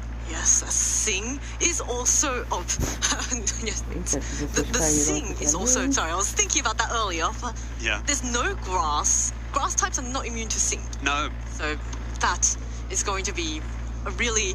You know, it could be a strong hand, but also at the same time, the Incineroar also carries Will-O-Wisp, which will be very helpful against this Dondozo and just cut the base power of its physical moves in half. So there's a lot of tools that Diego has at his disposal to face off against this Calyrex Shadowrun team, with also that Dondozo and Weezing on the field, just to make things a bit harder for it. You're so right, Zoe. And normally grass types would be immune to the move spore. There we go. But seeing it will affect them, and here we go. So here's the difference with Francesco's Calyrex. A little bit of a wince as Francesco looked at Diego's team there. Calyrex with the Life Orb and Terra Water. So Calyrex, if this Calyrex terrestrializes, it will be taking neutral damage from Astral Barrage. With the Life Orb, it will also receive a little bit of recoil damage for every hit that it lands. That is not something that Diego has to deal with the Spooky Plate. Now, Weezing, Poison Gas. We've seen quite a few Weezings on stream, which is really exciting in our final tournament of regulation set G. Poison Gas poisoning both Pokemon on the other side of the field. That's going to be reducing their HP by a little bit at the end of each turn, but then Toxic Spikes, we don't see that too often in VGC, but it lays those on the ground. If you have 2 layers, if you use that move twice, then the Pokemon on the other side will be badly poisoned as they switch in, as long as they're grounded, and as long as there's no poison type to soak up that poison. Dondozo, Tatsugiri, and Stellar Terra on the Tatsugiri as well. Always a tongue twister, but we managed it. Trainers will be boosting up, giving a one-time boost to each individual move of every individual type over on that Tatsugiri. This team composition often relies on leading with the Dondozo, so not the Dondozo, the Calyrex and the Weezing. Get some damage off with the Astral Barrage, lay out your spike, the Toxic Spikes, get the Poison Gas off, poison everything. And then once your Calyrex and your Weezing has been knocked out, then your Dondozo and Tatsugiri can come in and just stall out everything and wait for everything to slowly get chipped down by the poison damage at the end of each so cool to see the alluring voice on the Diddy there as well, which is a move that if the opponent, if the target has a stat boost in the turn it's used, it will confuse, but only if it has that stat boost. So we'll see if it comes into play. Going to be Calyrex apiece for these trainers, and Clefairy versus the Urshifu. Calyrex versus Calyrex. In this sort of situation, Diego's Calyrex does have a slight edge against Francesco's one, because Francesco's Calyrex, even if it terrestrializes, it still takes neutral damage. Whereas if Diego goes for the terrestrialization, that Calyrex is Terra Dark, so it will resist the Astral Barrages. Now that being said, there is still a Clefairy on the field that can go for those redirects, and with the Friend Guard, it'll just help make the Calyrex, if it goes for the Terra Dark, even bulkier. But then the Clefairy might end up taking a Surging Strikes from this Rapid Strike Urshifu, and that will do a lot of damage, and it might even be enough to take the KO.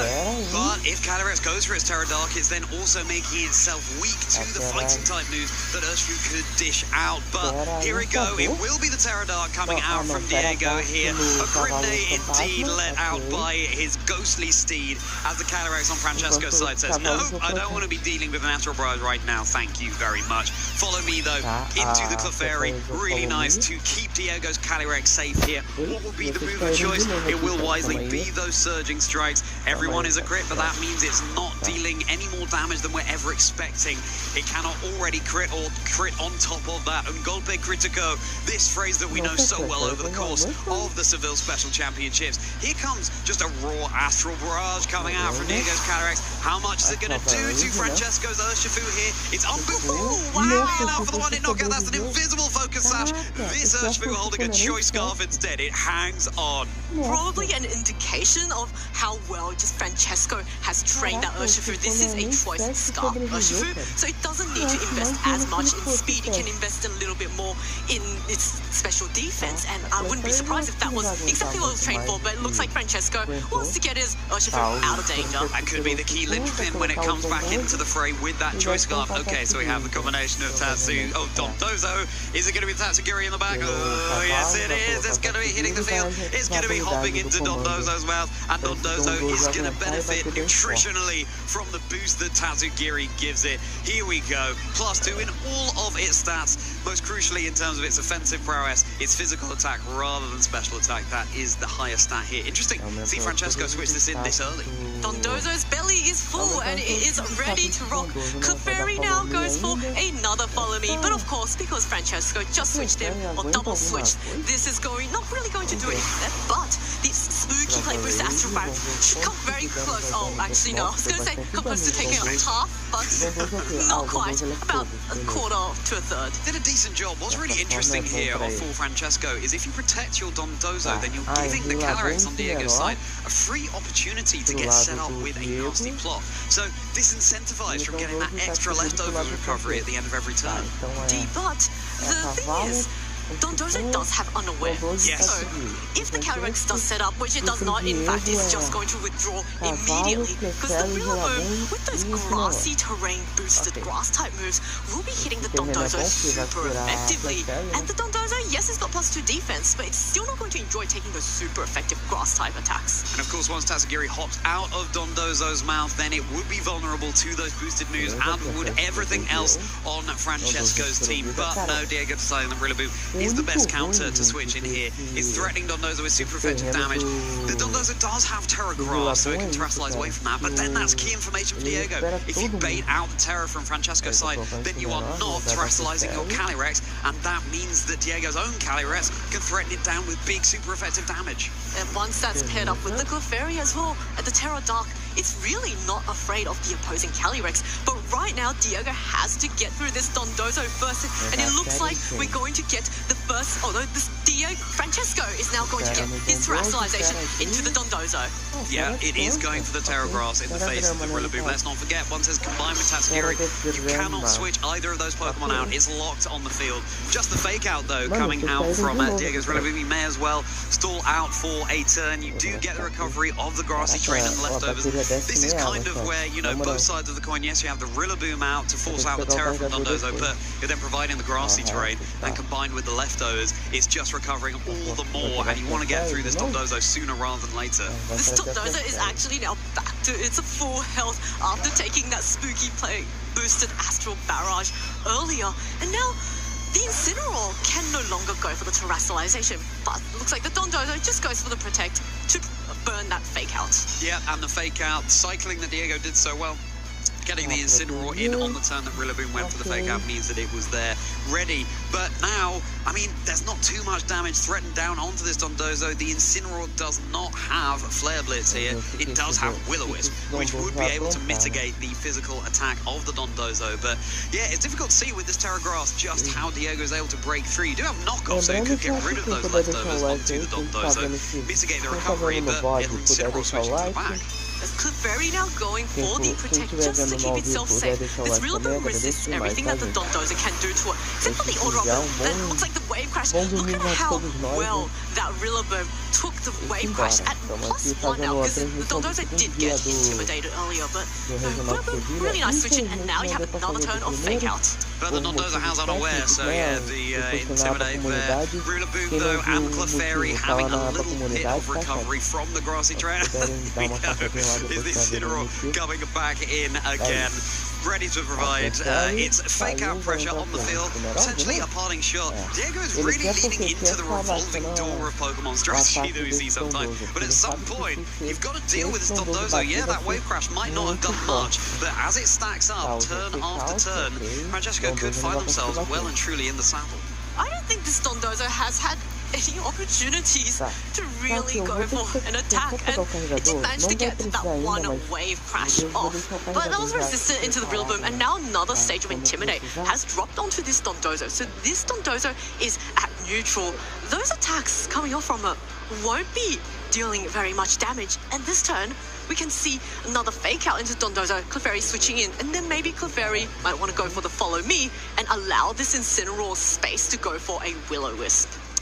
Unaware on the Dondozo, of course, is going to be ignoring the stat boosts over on Diego's side of the field, but yeah, the stat drops that it receives, they will remain there. So Incineroar has now got it back to neutral at least. Oh, there we go, another fake out. Maybe you want to go for a sing with the Clefairy on the next turn, so you can at least, you know, buy yourself some free turns to get some damage onto this Dondozo, much needed. The Grassy Train has gone as well, so as soon as it switched back in, Dondozo once more has double recovery. Not surprised to see Diego hover over the knock-off button here, because getting rid of those leftovers would at least be able to mitigate a little bit of the HP bar that this Dondozo currently has so healthily. I'm sure Diego would absolutely love to get that knockoff onto this Dondozo, because right now the Grassy Train is really helping the Dondozo, but it looks like there's no switch in this turn. Clefairy just goes for a follow me. And that is, okay, so it was going for a move that isn't affecting the Clefairy here. Knockoff getting rid of the leftovers here at least.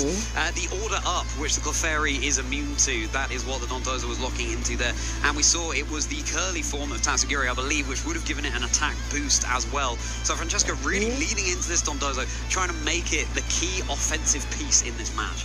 It's really interesting. So we are several turns now into the game, and not that much damage has been done, whereas both Francesco is really trying to survive, whereas Diego is just trying to neutralize this Dondozo. It looks like a wave crash now coming off into this big. That's quite respectable damage. Yeah, really good damage into that Clefairy, and slowly but surely you're close to removing crucial pieces for Diego from the field. So Will-O-Wisp is going to connect, it's not 100% accurate. That will now mean that these wave crashes are hitting a little bit less hard. You do take recoil damage from wave crash as well, and you've lost the leftovers, but you're not relying on recoil damaging moves. You have Earthquake and the order up too. Snap Clefairy going for the protect. The Will-O-Wisp in that last one was really key in neutralizing the leftovers damage, but now the order up comes into this Incineroar is going to boost. That looks like it's attack, and now the parting shot though does allow the Incineroar to come out and be ready to come right back in with another Intimidate. It's so useful. I think you want to be removing this Incineroar ASAP if you're Francesco, but look, the Incineroar could really be looking healthier in this situation. Francesco, on the other hand, is going to want to be getting this Dondozo to +6, really, to mitigate the damage of that burn. Again, is halving the damage that his physical attacks can do, and that's all of the attacks that this Dondozo have access to. Time for Calyrex to rejoin the fray now. What can it do? It looks like the Dionis has just had enough of this cycling and wants to get his damage dealer in, and this is a perfect time to get the Calyrex in. Dondozo is burned. It is now with the... Oh, that was not an Incineroar, that was a Rillaboom, but the Dondozo is heavily neutralized, so the Calyrex now can start going for those really strong Astral Barrage. That is going to be a Psychic. Trying to reduce special defense. Exactly, fishing for the special defense drop, no pun intended there, but if it gets it, then yeah, the Dondozo will be that much easier to remove. And to be fair, the Dondozo's health bar is looking unhealthier than it ever did before, and the burn is going to be chipping away, but with the Grassy Train, it's going to end up at neutral. The amount of health taken away by the burn is going to be equalized by the amount recovered from the Grassy Train. Now, finally, it seems like Diego can claim some footing here, or some hoofing, should I say, if you keep directing your attacks into this Dondozo, which you have to do, and the fake out, no protect there, and got a big grin to go, that phrase that we know so well from the weekend. Another Psychic coming down, Dondozo down to about 1 HP there. Now, finally, Diego can start to make their way through the pieces Francesco has in the back. Diego is so close to knocking out this Dondozo, and with Rillaboom getting access to priority Grassy Glide, at this range, the Dondozo will be knocked out by the Grassy Glide, so maybe Francesco want to go for the protect to try and get some more recovery and stall out that grassy terrain. It could have been an opportunity, though, for Diego to set up a nasty plot with the Calyrex. I feel like the protect was fairly telegraphed there to protect from the grassy glide and the sure KO. And then Calyrex is set up to potentially sweep through the rest of Francesco's team. But no, it was just 2 attacks directed over Dondozo's way. And then exactly the same board state as before, just a couple of PP lost for a couple of moves. Now we see how useful that Will-O-Wisp on the Dondozo was earlier, because it prevented all the recovery. But it looks like a failed protect, and the Psychic is just going to come immediately, which is going to allow the Rillaboom to go for a follow-up attack. What will it be into this Tatsugiri? The Tatsugiri over on Francesco's side is holding the focus sash, so breaking that will be fantastic. You do get the Grimnade boost, so you don't even have to go for that nasty plot. You're already at +1. Every knockout Calyrex claims, it gets a boost to its offense. That will be Tatsugiri's focus sash broken. Clefairy coming in instead. Okay, Diego saying, you've had your fun. Now it's time to unleash my horse from the stables, potentially about to bolt. Oh, this is the perfect opportunity to bring in the Clefairy, because if Francesco brings in the Urshifu, well, Clefairy can just go for the follow me, and if he brings in the Calyrex, that's not going to do much to this Terra Dark Calyrex, and the Calyrex on Diego's side can respond back with the ×4 super effective Astral Barrage, and you can see how much pressure Francesco is under, because he really doesn't have any good options in the back to now bring in this really, the Clefairy on chipped health, but that Terra Dark Calyrex is just in such a strong, commanding position to start winning this race. You can see what Francesco is going for here. I think you boost up the Dondozo and hopefully you sweep through Diego's team, and therefore, once finally the Dondozo is felled, Francesco has all these pieces in the back, but it didn't quite work. Diego was able to pivot around masterfully.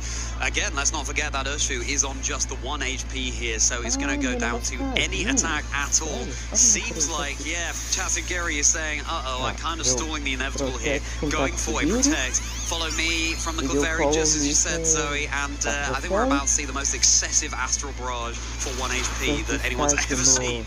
As 2 more Golden Criticos land down into the Clefairy here, absolutely butchering my Spanish pronunciation, as the Calyrex is left alone, the lone horse, and it's ready to remove the Urshifu from contention as well. With another Astral Barrage, here it is, summoning its spirits, rising up from the graveyard, plummeting down, and the Urshifu retreats to the dojo with another, say it with me, Zoe, big critical! Yes, if you thought that Astral Barrage from a Stuki plate coming off Calyrex wasn't enough, well, why don't we add a critical hit on top of that, just to knock off that 1 remaining HP of this Urshifu. And now Francesco's in a really sticky situation. His own Calyrex can no longer terrestrialize. He's facing off against the Terra Dark Calyrex with Astral Barrage and an Incineroar. This Calyrex on Francesco's side really cannot do anything. And the Tatsugiri, well, that's just going to get outspared and knocked out immediately by a +1 Astral Barrage from Diego's side. We saw the Calyrex on Francesco, the on-nerve ability, Nervioso activating, but if I were that Calyrex, I'd be the Nervioso one in this situation. Threatened down by all this super effective damage.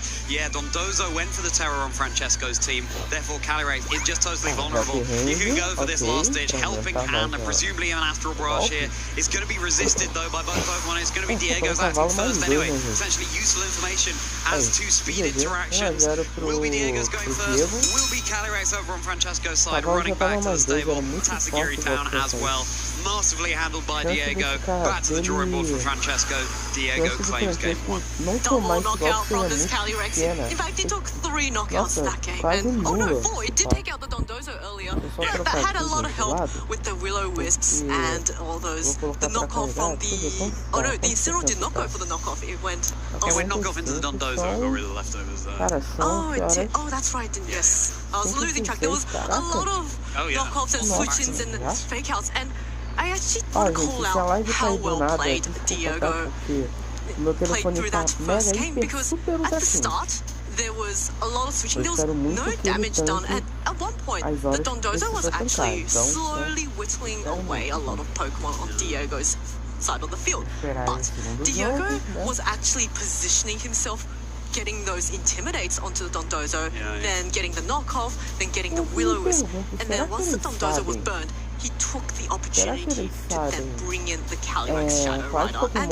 Dondozo, yes, at +2. Special defense can be bulky, but it's not that bulky on the specially defensive side, and it doesn't really enjoy taking those boosted psychics on the Astral Barrage. But that was a psychic to Dondozo. It didn't get any special defense drops, but it was still a really strong attack. Yeah, it didn't need to. I think if there's one thing we've learned in Francesco's shoes is going with Tatsugiri Dondozo mode that early is probably not the play. Having it conserved in the back when Diego's resources are whittled down a bit, potentially, and then it's harder to deal with, or you just ignore the Dondozo Tatsugiri altogether. Something that Diego's probably much less familiar with dealing with is the Galarian Wheezing. I'd really love to see that coming out from Francesco here. Got to be careful because, of course, Diego's Calyrex can ignore the neutralizing gas as well. Its abilities would still be online, but playing around, having the other abilities on your team shut off, that could really be Francesco's route to victory here.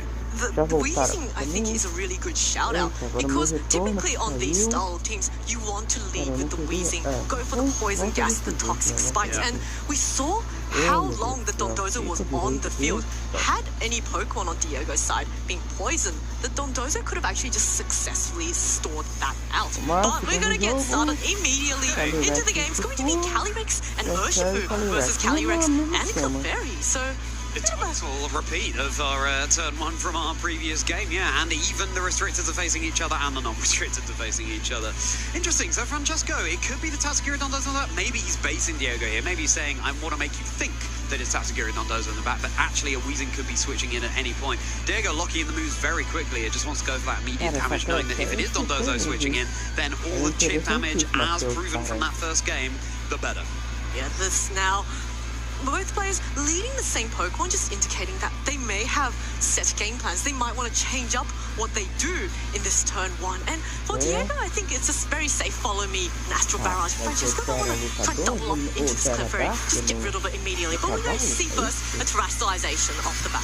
Okay, but this time it's going to be Francesco's going for the Terra Water, so it knows, Francesco knows, okay, buddy, you're taking an Astral Barrage here, Terra for the team. Let's make it neutral rather than double super effective, but it's going to be the responding Terra. Unsurprising coming out from Diego. Calyrex versus Calyrex normally ends in tears. They're both dealing massive super effective damage to each other. All the tears currently on the Calyrex. Calyrex's Terra Crown over on Francesco's side, as Terra Dark coming out from Diego's, resisting these Astral Barrages. Follow me, so that a super effective close combat wouldn't be going into the Calyrex. So probably going for the Surging Strikes instead, just as we saw turn 1 of the previous game. Let's get 3 more Golpe Criticos in for good measure, connecting down into the Clefairy. Now, all the attention comes down to these Calyrexes. We'll have the confirmation of the speed interactions here. Okay, so it is a speed tie, actually, because it's going to be Francesco's Calyrex moving first this game, whereas in the previous one, we saw Diego's move first, but that's going to be the Clefairy down immediately too, with the critical hit. That probably was crucial here. Very bulky Pokemon with the Eve, you like, boosting the defenses of a Pokemon yet to evolve.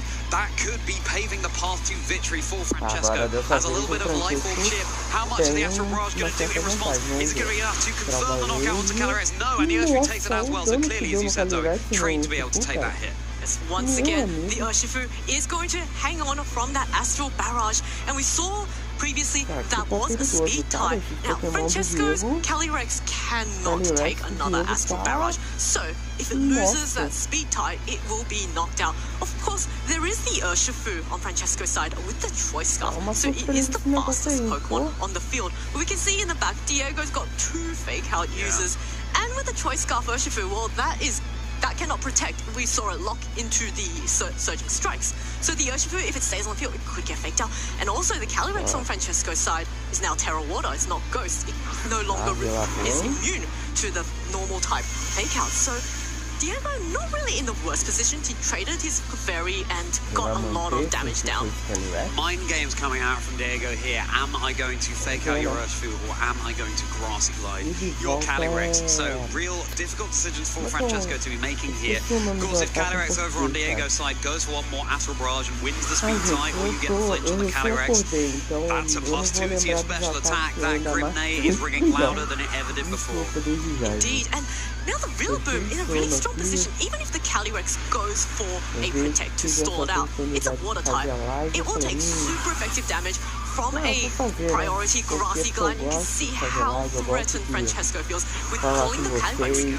the Urshifu stayed on the field, so that means, the Indeedee, what a switch up. He is not on those on Tatsuguri. Well, one of them could be in the back technically, but Indeedee is getting rid of the grassy train, predicting a fake out, blocking that, psychic train blocking priority moves. That's going to be 2 critical hits. Is 3 going to be enough? It looks like it could be, yes. That's going to be Diego's Calyrex down. It's just going to be the Rillaboom and the Incineroar that we know is lurking in the back. So all of a sudden, look how quickly the tables turn in competitive Pokemon trainers. Francesco with 4 Pokemon up their sleeve, and Diego with just 2. At least you get some super effective damage with U-turn onto the Indeedee. That is a fantastic U-turn from this Rillaboom, because now he gets to switch up.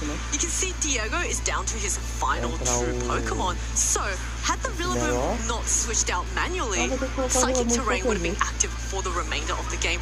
Now this Rillaboom does get to come in and reset the Grassy Terrain, but the issue is Francesco still has all 4 Pokemon left, so he can just easily switch out this Indeedee and switch it back in. Now the Incineroar is not going to enjoy taking Surging Strikes. Urshifu, however, is in range of a fake out, and if it stays on the field this turn, well, there's no Psychic Terrain to protect it. So, we might be seeing a double switch out from Francesco, or he might just decide the Urshifu, and at this stage, may have done his job and might leave it on the field.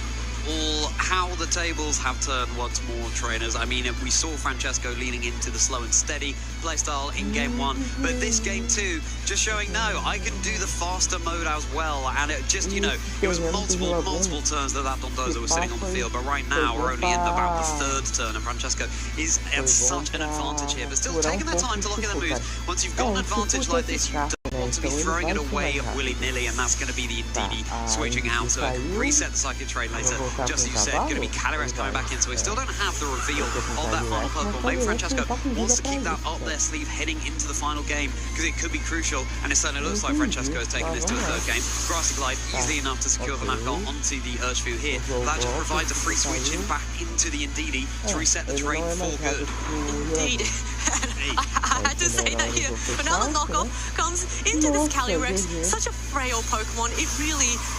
Francesco really just switched it in to take an attack and allow a fresh switch in into the Indeedee, winning the terrain war for the remainder of the game, and also revealing his final Pokemon.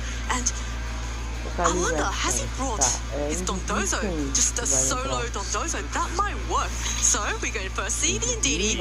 I know, it's wheezing. It's wheezing. I thought it might be the Galarian wheezing. Okay, that was the trick card up Francesco's sleeve.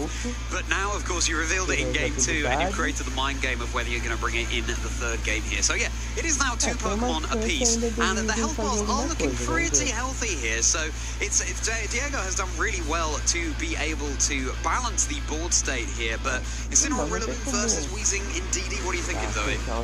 Well, there's not much offense coming off Francesco's side of the field. Actually, I think his best hope is trying to poison everything and just stall it out. And Indeedee now going for the protect. Oh, so not follow me, just to redirect away and allow that Weezing to deal some poison gas damage. So now the poison's going to come off on both these Pokemon. Looked like the Rillaboom was going for a fake out there, but of course only working on in the 1st turn in battle.